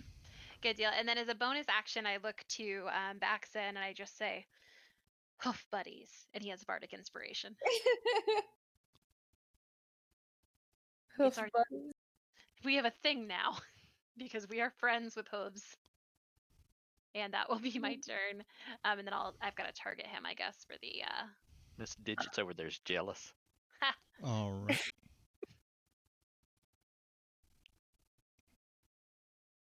Okay, so Bax says bardic inspiration. All right. Yeah, if that's everything, go ahead and yep. advance the tracker. Yes. All right. A young woman who was huddled nearby kind of darts out and dashes behind Baxen. And Telemachus.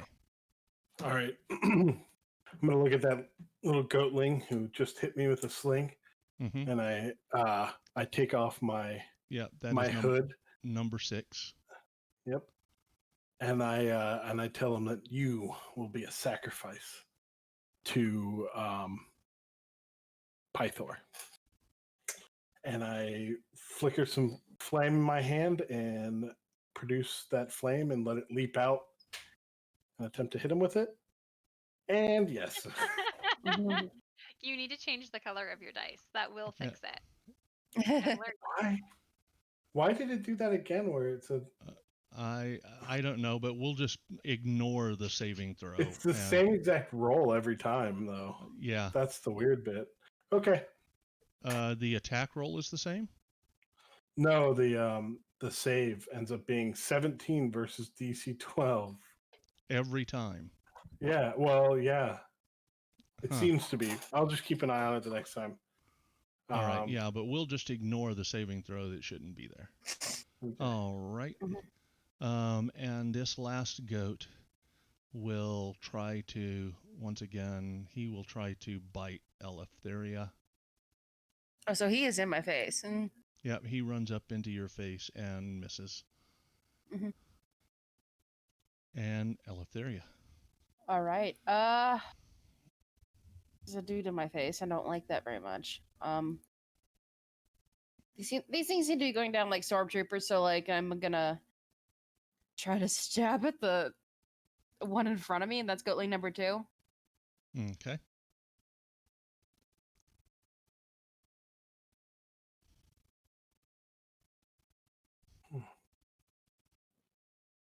That is a hit. Yay.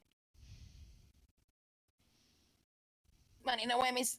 That kill, yeah. Yep, and yeah, you just stab him right in the throat with your dagger or whatever. We already, a bonus action. I'm kind of, well, I haven't done this yet. Oh, no. Oh. I think I'm going to be sated with that. I'm not going to burn up first level spell. So, yeah, I think that'll be my turn. All right. Bax. All right, I'm going to, is it number 3, the one that tried to use its words on me? Yes. All right. I'm going to attack it and be like, "Your words have no power here." And you smack it with your axe. Look at all your wonderful rolls. Yeah. Once again, just way overkill chopping this thing into pieces.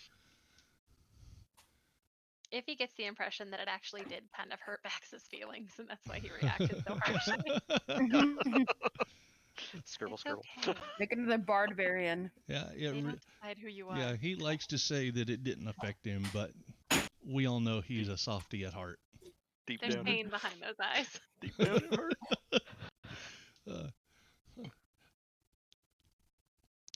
All right, Bax, anything else? I'm sorry, no. All right, this guy will continue throwing stones at Telemachus.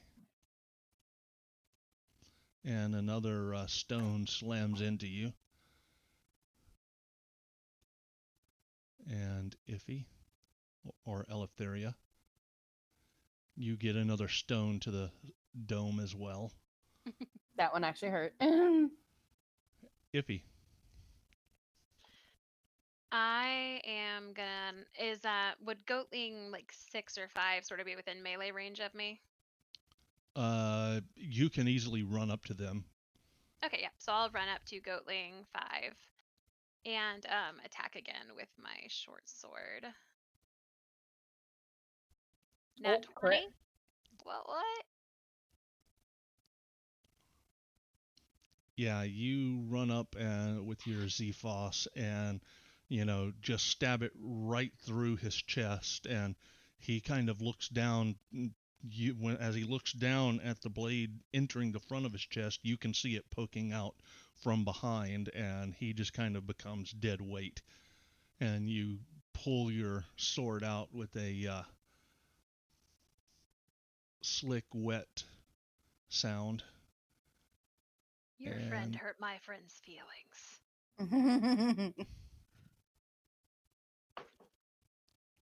And then that will be my turn. All right.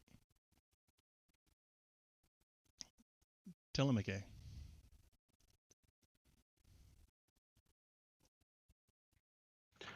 For real this time. I'm gonna attempt to engulf him in flames. He is hit by flame. Yay! Yeah.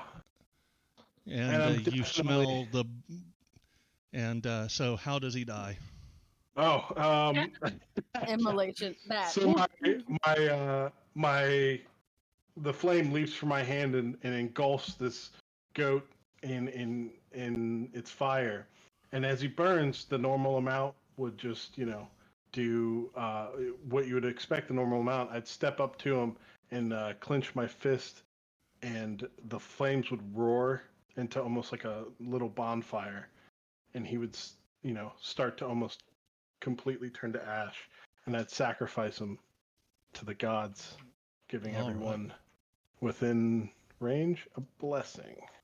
Ooh. And That is such a cool feature. Nice. All right. I assume Kira's still with us. Is that correct? Yep, Kyra is still there. Or Kyra, yep. Yep. All right. And with that, we are going to take a 10-minute break. Yeah. And we will be right back. Good deal.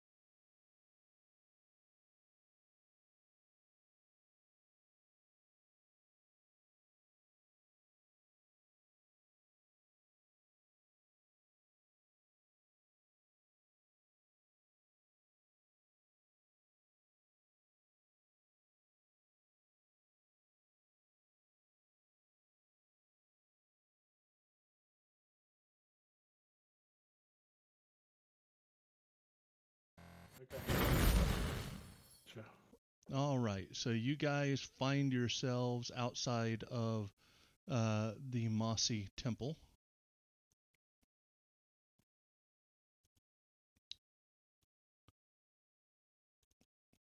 Oh, hello? Yep, Yes. Anybody hear me? Yes. yep, I Okay, can. sorry, you went silent for a second there. You're fine. Yep. The clearing is dominated by 7 large standing stones, each about twice the height of a man. The canopy is less thick here, allowing dappled light to pass through its rustling branches. Small creatures occasionally dart through the carpet of leaves blanketing the ground. Each of the standing stones is covered in splotches of fuzzy green moss. They are arranged in a half circle, and they are cold to the touch, and you sense that they have been here a very long time. Bax, as the last of the Goat goat people people. falls, um, the young girl that had been with them, that ran out in front of them and ran behind you, kind of taking refuge. Um, she says, "You've got to help me. My friends, they're inside the temple. That woman has taken them." I go That down on woman. one knee and I look at her and I'm like, "Tell us where we will help." She points toward the mossy temple. They're Okay. inside there. Okay. How many She's people are in she's there? turning them into those goat things. Oh dear. I suppose we should stay right here. We know where your father is. Just stay right there and be safe. You know my dad? He was looking for you.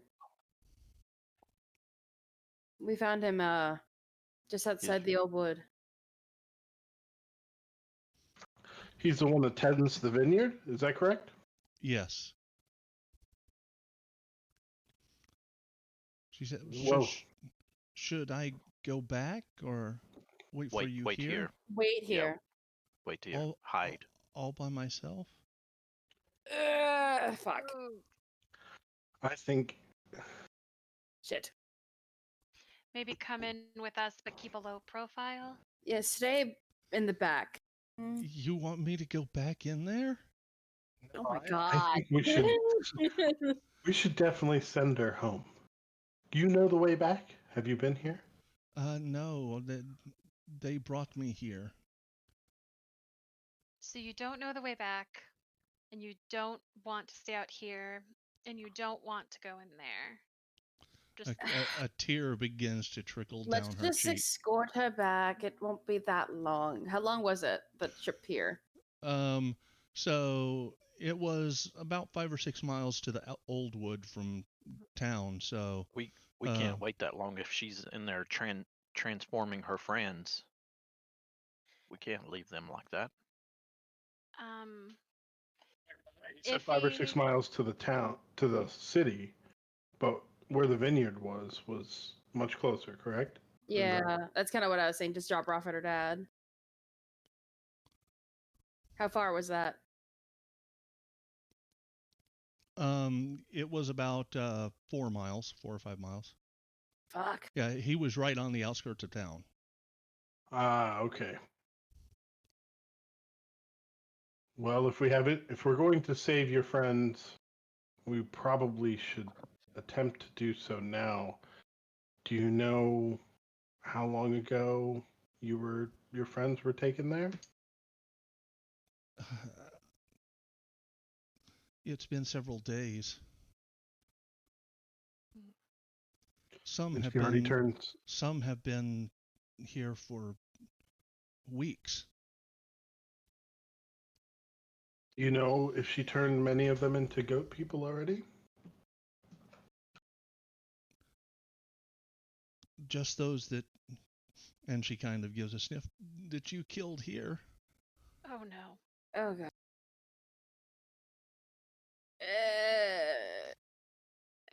Guilt Okay. trip the NPC.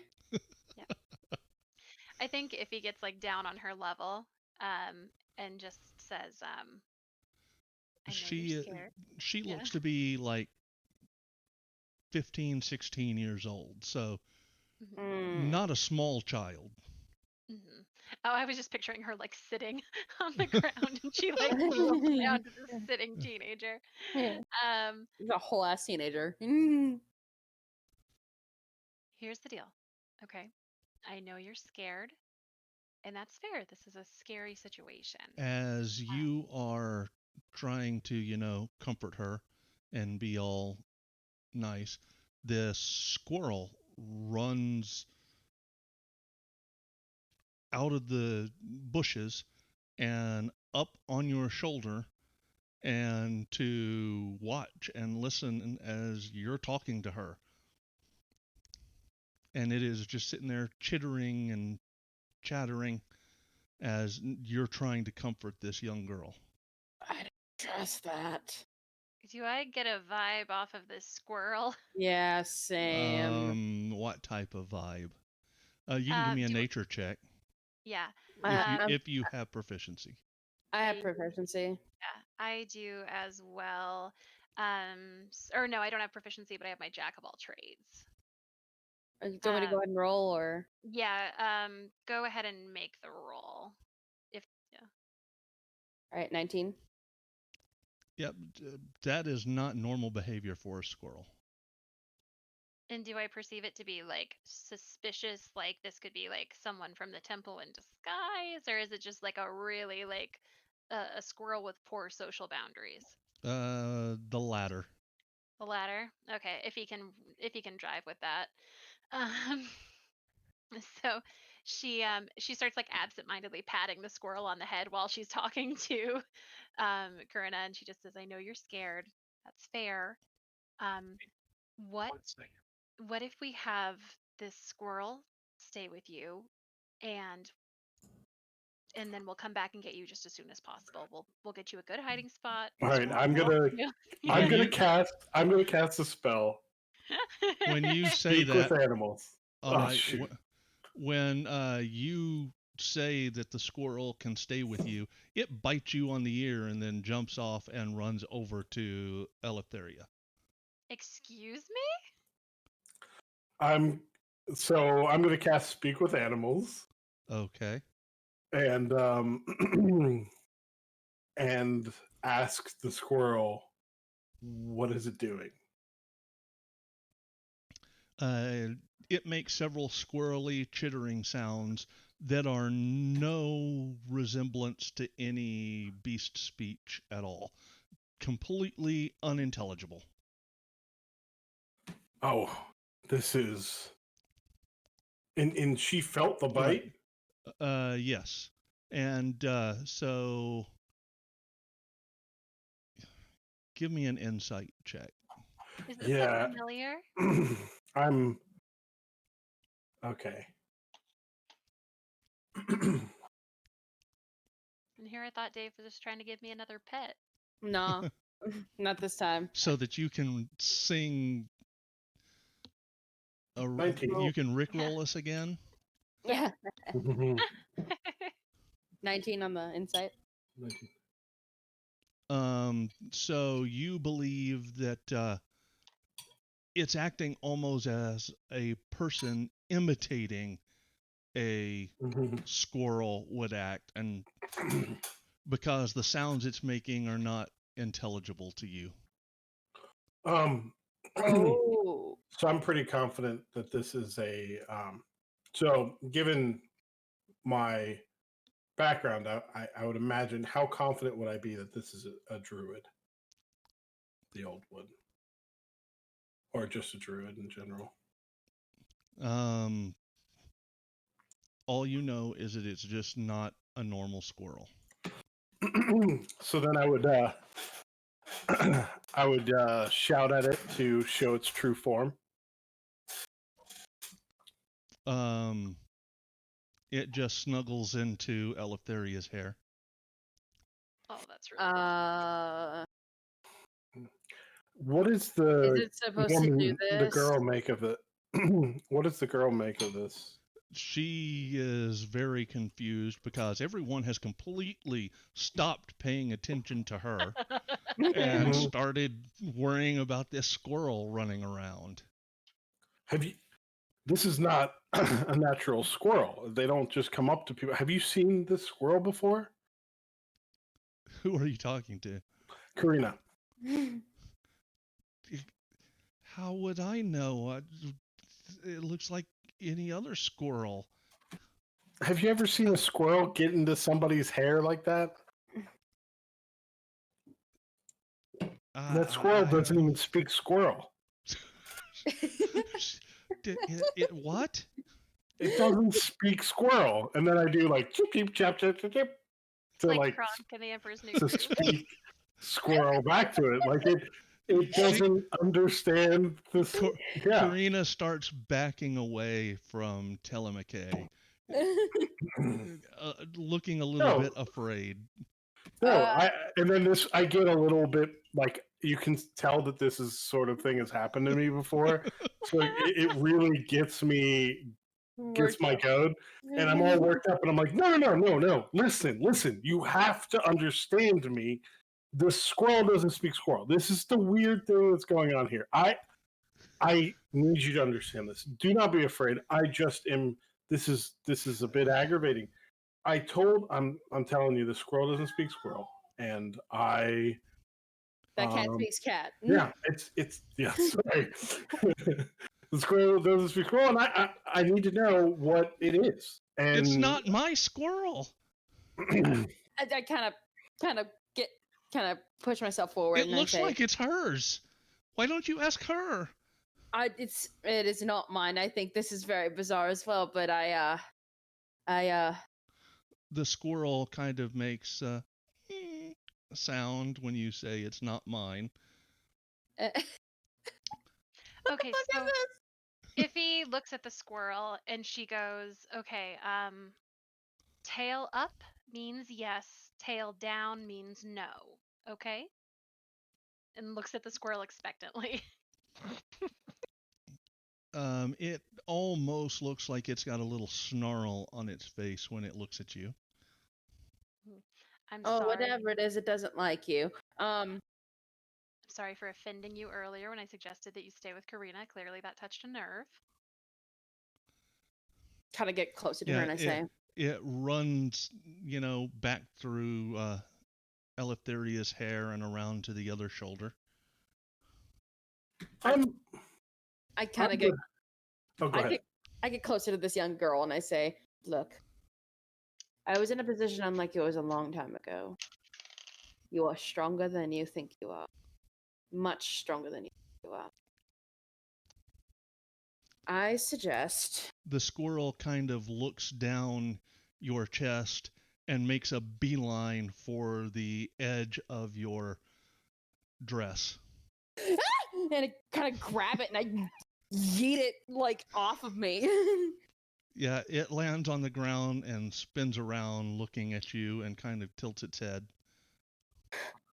I have a feeling that she is... I am clutching my dress to my chest and I'm looking appalled. I start to back away a little bit from this Karina person, and I try and lock eyes with Braxton. Okay, and I'm gonna kind of try and give him some signals that I don't really think that Karina is who she says she is. And I feel like, yeah, so I'll leave it at that. And just kind of tell Eleutheria, I think you're right. She is more powerful than you think she is. Kind of lock eyes with her. And do I get a... Am I getting a vibe that she's bullshitting me? You guys can give me an insight check on Karina. Can do that? I? Oh, somebody want to help? Yep. I got to. Yeah. Dave, I want to kind of lean up behind her and sniff. All right, 17. See if it's the same smell.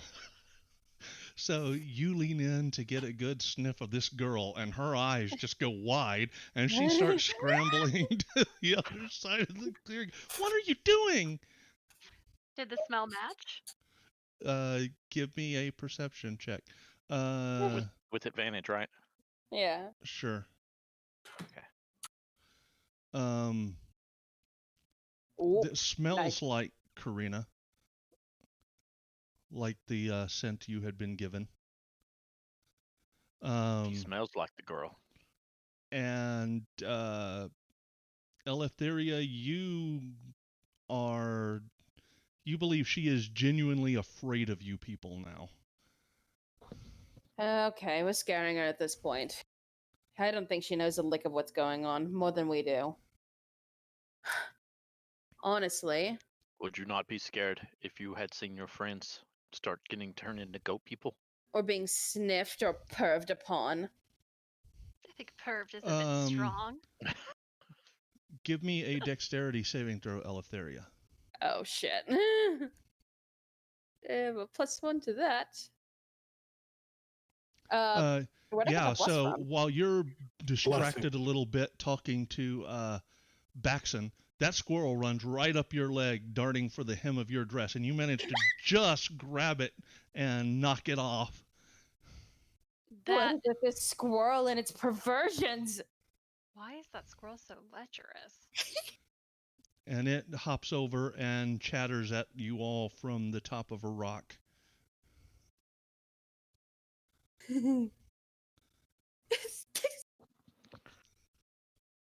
I have half a mind to blast this thing.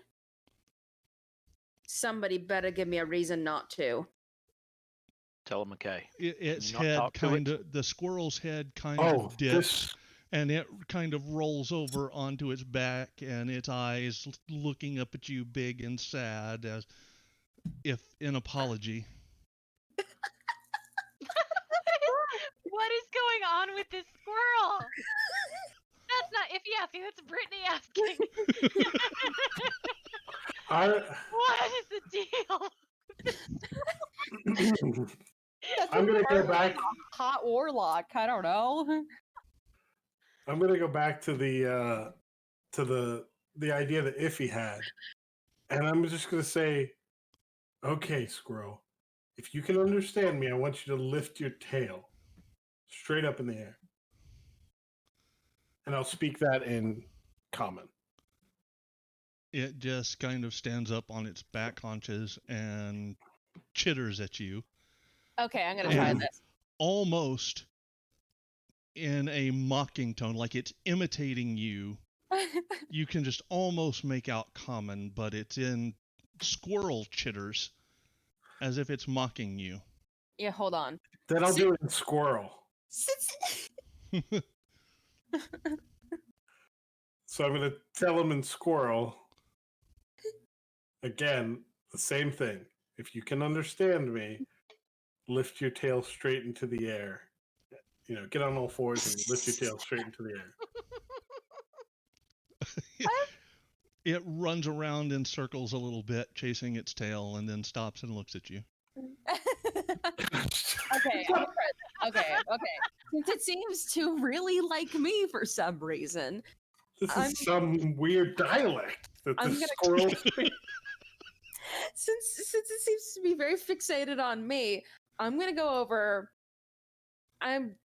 First she's gonna roll her eyes a little bit, and then she's gonna go over, bend over to get on eye level with this thing. Yeah, and as you bend over, you can tell, it's like one of those eye tracker apps, and its eyes goes right for the cleavage. Right, the moneymaker. And I say, come now. Don't you be a little nicer than that? Why don't you tell us what your game's all about, And I'm going to use my enthralling voice feat to have advantage on the persuasion check. Okay. I mean, if you can... I guess. I don't know. I really want to point out that you rolled to flirt with the squirrel. I don't know what else to do at this point. That's a 13. I think we all need to take a moment to accept that this is where we are as an adventuring party. And really process. I don't know what else to do. No, it's the only thing left. It's the only thing I can think The squirrel vexes me. Hey, y'all remember that time we got defeated by a squirrel? We're going to spend the next 4 sessions just Going back. Flirting and with forth, the like, squirrel. What is a squirrel? Alright, 13. That's the high roll. Incredible. Roll to seduce the squirrel. Oh. Oh It no. said something. What language is that? Did I even type my languages out? I can't read Whoa. that. I can't read that. Oh shoot, I didn't put. I was gonna get comprehend languages. I was And I gonna went- get devil's tongue, but I fucking didn't. God damn it. Okay. We have established its intelligence, though, so We have established that it can the talk. party is winning now. Yes, that's what's happening. Oh shit. I was trying to see what language that was. It's nothing I can read though, and I know fucking 3 languages. Or 4 languages actually. Okay, so why don't It's what not languages do? Okay, go ahead. It's not common, it's not celestial, it's not elvish, and it's not sylvan. Yeah, those are my languages too. So I guess I can't add anything to that. Yeah. We're kind of in the same boat on languages. I hadn't filled mine in until just now, and mine are common, Elvish, and Sylvan. I've also And got a Squirrel, I've got which a it does bizzle. not speak. Okay, so I'm going to run behind a tree for a second, and then cast Wild Shape. Oh, it might be druidic. It might be druidic. Well, if it was druidic, I could understand that, right? If you can't beat I- the squirrel, you join the squirrel. I know Druish. I don't know. You're, Druidic. I think we should stick with Druish. There we go. Yeah, that's it's not from. Anyway, yeah. So I'm gonna turn the wild shape into a squirrel. It's similar to that squirrel as I can, and I'm gonna run out from behind the tree, Okay. and I'm gonna mirror. Okay, so I'm gonna mirror the squirrel's actions as if Okay. I'm mocking it. Question: Squirrel fight. Squirrel fight. Does Squirrel Telemachea have tiny little snakes on his head? Holy shit, there are 2 squirrels now.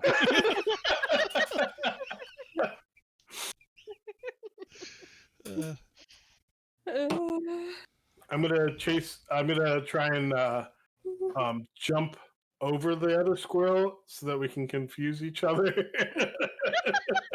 Maybe we should get out of here before we're all squirrel. Don't even worry about getting turned into a goat person. It's the squirrel. All of these affliction children that's- are goats now. We have fully. Then I'm gonna do that thing where it sits back on its hind legs and chirps, but like sounds kind of like common. Mm-hmm. Right back at it. Yeah. See if it does anything. It's pretty much ignoring you, and it's fixated on Eleftheria. Of course. Let me try that. Maybe those other languages. I'll try repeating myself, but in Celestial or Sylvan. Actually, Sylvan might be a better option. Yeah, try repeating myself in Sylvan. Does that seem to tickle its fancy? No, but let's try something. That's not in here. This might be a reach, but could I look through the Pars Memorias and see if I have any notes on from myself or previous So, people about how to talk to squirrels? well, no, but it does say something that Telemachea understands in Druidic. Oh shit! It says, "You make a lousy squirrel."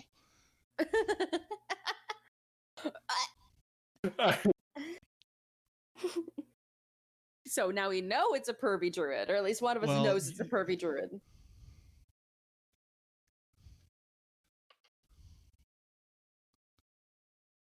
So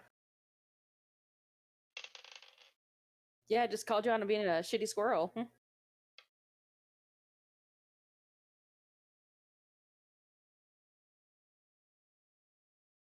Hello? Tella McKay?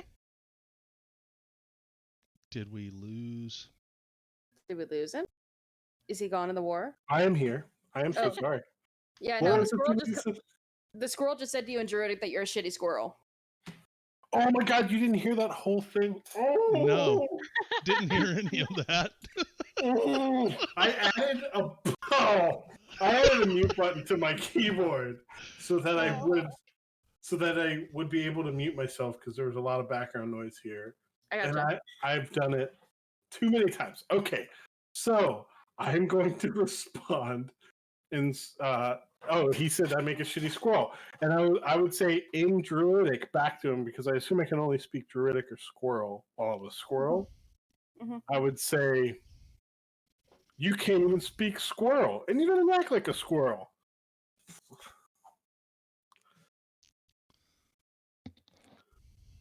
Does it say anything back? It does not respond to that. It's very closely watching Eleftheria.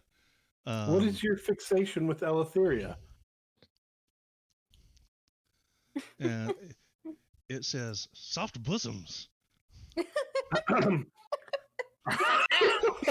Okay, I'll tell him in Druidic, and remember, very you guys warm. can't understand me, but I can definitely help you achieve what you want if you help me understand who you are. I will be your quote unquote wingman. What have we become? We will be like birds of a feather, and I will be your wingman. Oh, you have to go to jail. Eleftheria, for some reason, is having terrible flashbacks. Yeah. But I want to know what you are doing and who you are and what you are. Hercus. I watch the temple. Oh, now we're getting somewhere, Hercus. Okay, you watch the temple. Who do you watch the temple for? It's been long. Hercus don't remember. Ah. Do you know this young lady over here? You swear oath. You help Hercus get young lady bosoms. Oh my god. Hercus help you. Yeah. You're gonna help me. Make oath. Well, those are a big deal. Those are a big deal. I mean, listen, I might be able to help you as best I can, but I am not going to see this through to the end, my friend. You have to use some of your own skill, and after the help I give you. Does that make sense? You swear you talk friend into letting Hercus snuggle bosoms, and Hercus help. I cannot speak for. I cannot consent for my friend here. I can only help you in, improve your behavior, make you more desirable to this, siren. Can we please give Telemachey like 10 inspiration for his understanding of consent? Hercus, cute little squirrel. That's all Hercus need. Well, generally, if you act like a cute squirrel, but you're a bit iffy on the ear. And I point over to I kind of do a, one of those squirrel points over to Iffy. She tried to make Hercus stay with young one. Hercus not a pervert or anything. Hercus, I'm not gonna lie to you. You sound like a pervert to me, but that's okay. I mean, perverts sometimes, don't take that the wrong way. But I Hercus not pervert. Hercus not help you anymore. Well, no, I that's what I'm saying. You're not a pervert. I understand. It's okay. You're just coming off a little strange, a little odd. You gotta cool it down a little bit. Cool it down. And I tell you what, cute squirrels will get any warm place they want.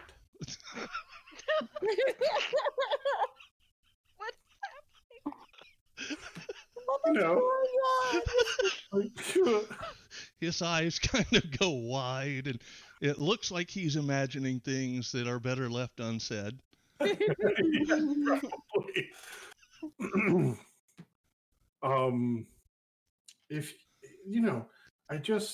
I hope that maybe we can help each other out. If I am able to turn back into, my normal form and talk to you then, and talk to Eleutheria, and see if she's willing to. Hercus think you jealous. You want bosoms to yourself. Oh, listen, I haven't asked. I haven't seen any interest. I'm okay. I'm fine. I don't need any of that right now. What I need is some help. You have 2 pairs of bosoms. You only need 1 pair of bosoms. They're not mine. I don't. Fergus, that's not how the world works anymore. How long have you been here? Clearly, since at least the 1940s. Yeah. He says, when did Dragonlords sail? A long ass time ago, I think. That was over 500 years ago. Over 500 years ago. It's been over 5 centuries. Longer than that. Wow, Hercus. That's quite some time. I see why you might be a little bit behind the times. How about this? I'll promise to educate you in how to be a modern gentleman, and then you can help me figure out what's going on here. And I guarantee you, if you travel with 2 sets of bosoms and neither set of bosoms belong to you, then obviously you cannot help Hercus.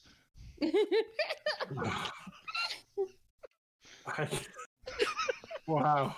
I mean, when you got me, you got me. I mean, let's talk straight here. But I didn't really. That's not what I was after, Hercus. I'm sure that if I tried, I'd do a lot better than you. And we're not making a competition out of it. I'm not doing that either. That's gross. Let's just stick to what we need here. You have a need. You have a personality problem. And I have a need. I have a knowledge problem. I mean, one's pretty easy to give out. The other one, I mean, it's a lot harder to come by this sort of information. I have 500 years of knowledge on you. Or you have 500 years of knowledge on me. I'm 500 years ahead on how to be a gentleman. So how about we make a trade here, make a deal?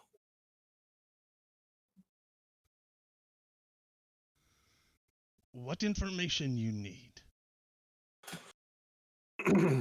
I want to know the purpose of this temple, and perhaps who resides in it, and what's happening to these young girls. They seem to be getting turned into goat folk. Children. Young children, not just girls. Children being turned into goat folk? Yes, Why? Demetria, Why? priestess of Eleutheria, sister of Versi, the oracle. She's very powerful indeed, huh?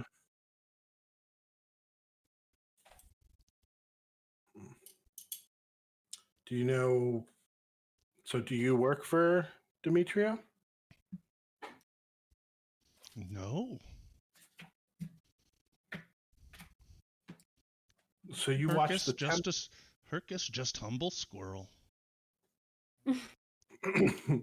You're a humble squirrel that watches the temple. That's interesting. that's lived for over 500 years. Don't you think that's a little strange? 500-year-old squirrel that watches a temple. Does Demetria use this temple? Demetria lives in temple. How long has she lived in the temple? Forever.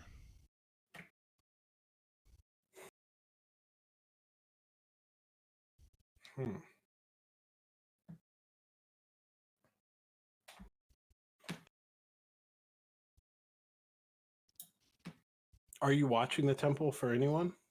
Or do you just watch it for fun? I've always watched temple as long as I can remember. And do you raise an alarm if something bad happens at the temple?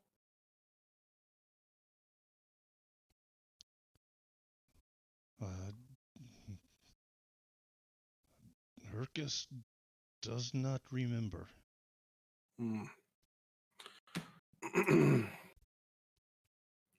Were you ever anything but a squirrel?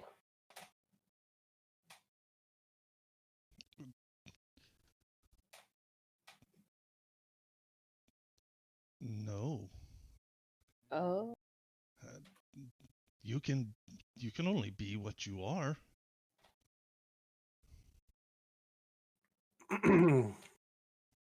Then, I was in a different form a moment ago, Hercus. Do you not recognize me? I was the guy with the snakes on his head. So I turned into a squirrel. Now you talk foolishness. Hercus is tired of this talk. Okay, Hercus. You get bosoms now. I give bosoms now? So here's how you do it. I would calm down, move slowly, and just, be easy about it. And maybe eventually she'll let you rest in a nicer place. I don't know. Maybe under her arm or, something like that. But take it slow. Slow. Sneaky. Yes. I don't know about sneaky. I don't know about sneaky. Can I tell which squirrel is Tom McKay? Perception check. Oh, fuck. Because he did say he was jumping around and trying to... Yeah, I definitely was. Okay. No idea which of these squirrels is Telemacay. Okay. So, knowing that the squirrel is really adamant for my attention, I'm going to... Hold on, I'm going to roll a d4 and see which one I pick. All right, that is a 2. Judge that as you will. I'm going to go to one of the squirrels and start scritching under its chin and saying, come on now, come on, tell us what we need to know. Like, trying to look at the other one, trying to make the other one jealous. Oh, no. No. Which one? Telemacay, suddenly Eleftheria just comes up and starts scratching you under the chin. And Hercus says, Hercus knew, you jealous, you trying to keep all bosoms for yourself. I told you, Hercus, I'm just taking it slow. Don't be a pushy.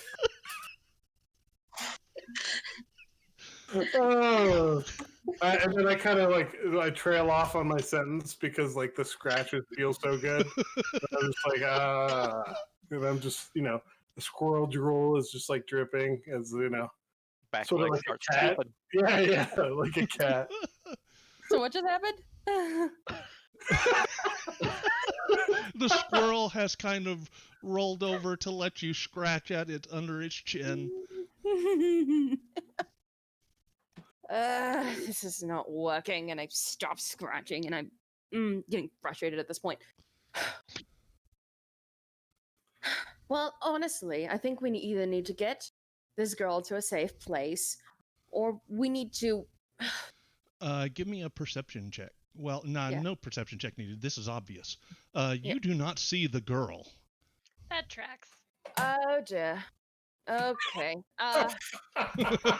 Everybody's been staring and talking to these squirrels.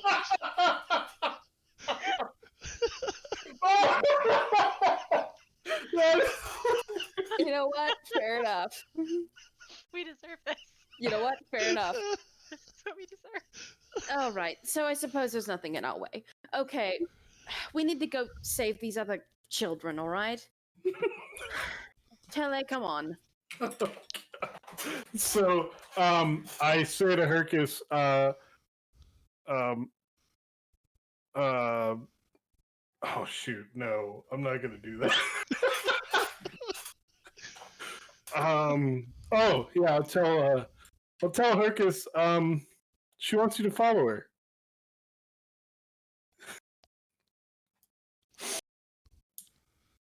But slow, sneaky, Hercus gets. Not sneaky, just be, kind and slow. And then I'm gonna kind of follow from a safe distance.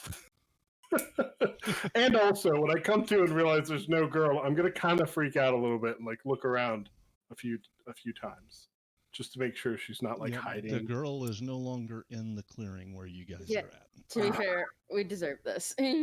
Iffy is jotting down in her notebook, child has run away, and the squirrel appears to be an incel.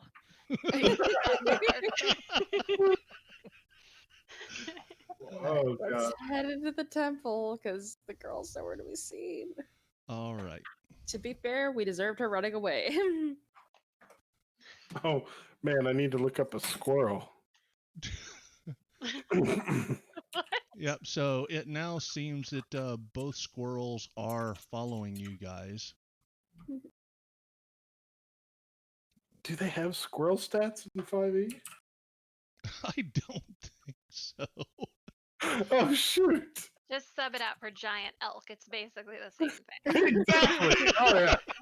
Okay, Oh, right. yeah. Do we go for a rat, but without the dark vision? I guess. Anyway, oh well. I just have squirrel stats. All right. So I'm following a little bit further behind than Hercus. What kind of cheesy game is this if it doesn't have squirrel stats? I know.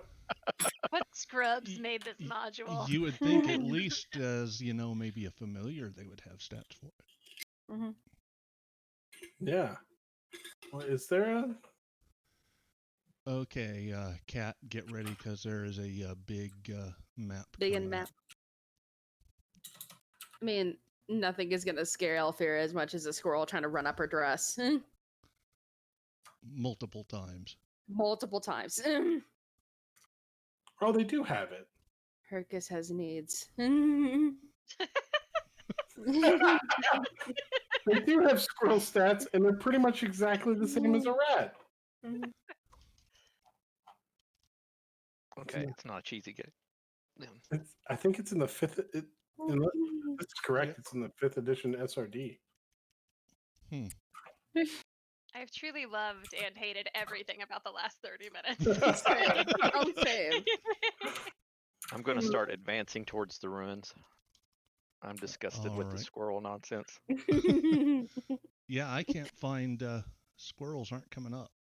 To be fair, Yeah. it's true. They're not coming up. I think that just somebody else made squirrel stats. Oh, hold on one second. Okay.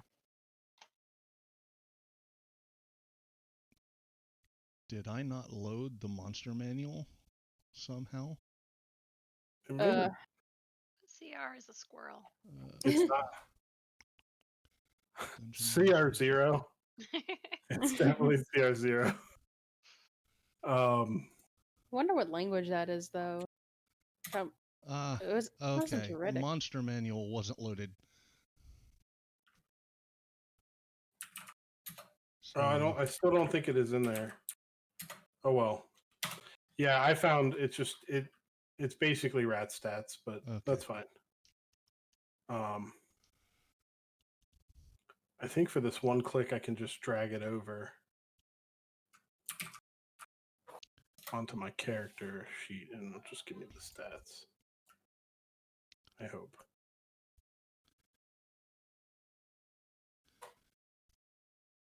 Yep, so the clearing grows wider as you continue eastward. Ruined architecture seems to suddenly loom over you.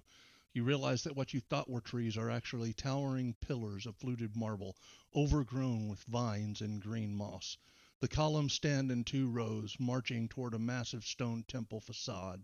The ruins are worn with unfathomable age, and several of the pillars have been toppled and shattered centuries ago. Dozens of gargantuan tree roots wind their way through the clearing, climbing over the fallen pillars and rupturing the walls of the temple.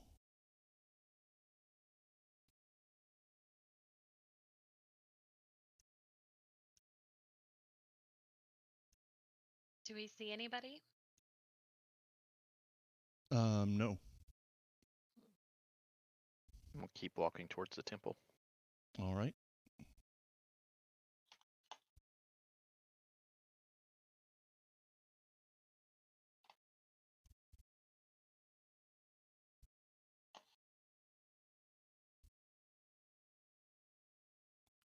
All right, you can stop there, Jimmy. Okay. As you approach the temple,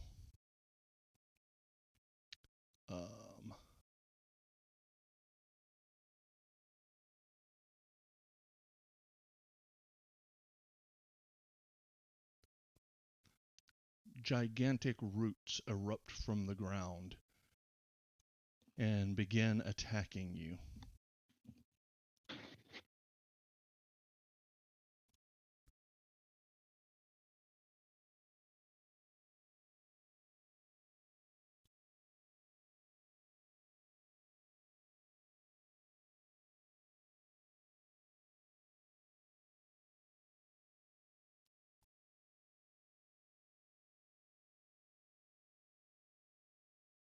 Actually, one there.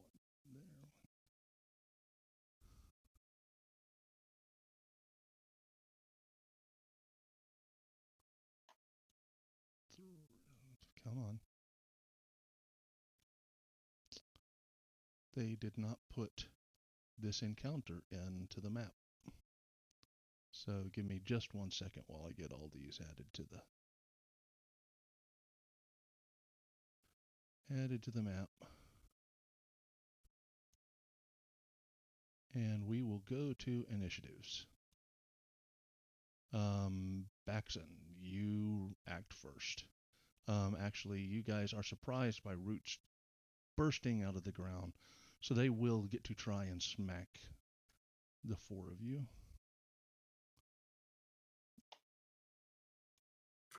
Do the roots care about a squirrel? Yes, actually. Darn it.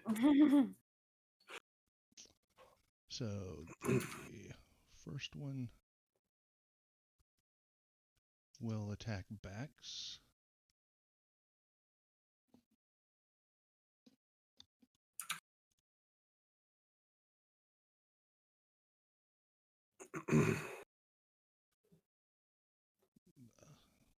What just happened?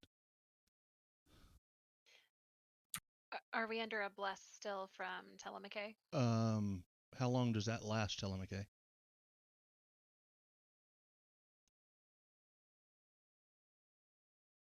Hello? It lasts 1 minute. Okay. All right. So, Jimmy, you get attacked. Okay. And it hits you.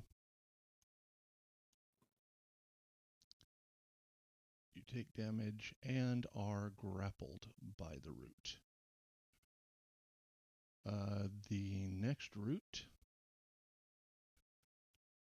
attacks Eleftheria.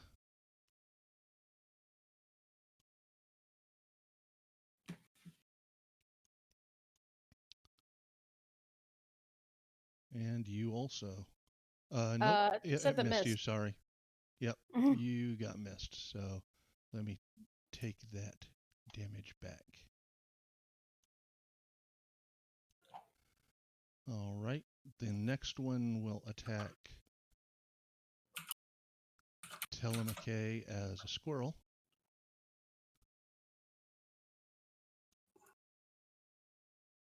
And misses. And the last one will attack Iffy.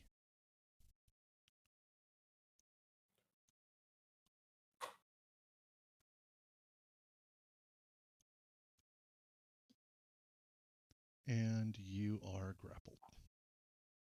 Okay.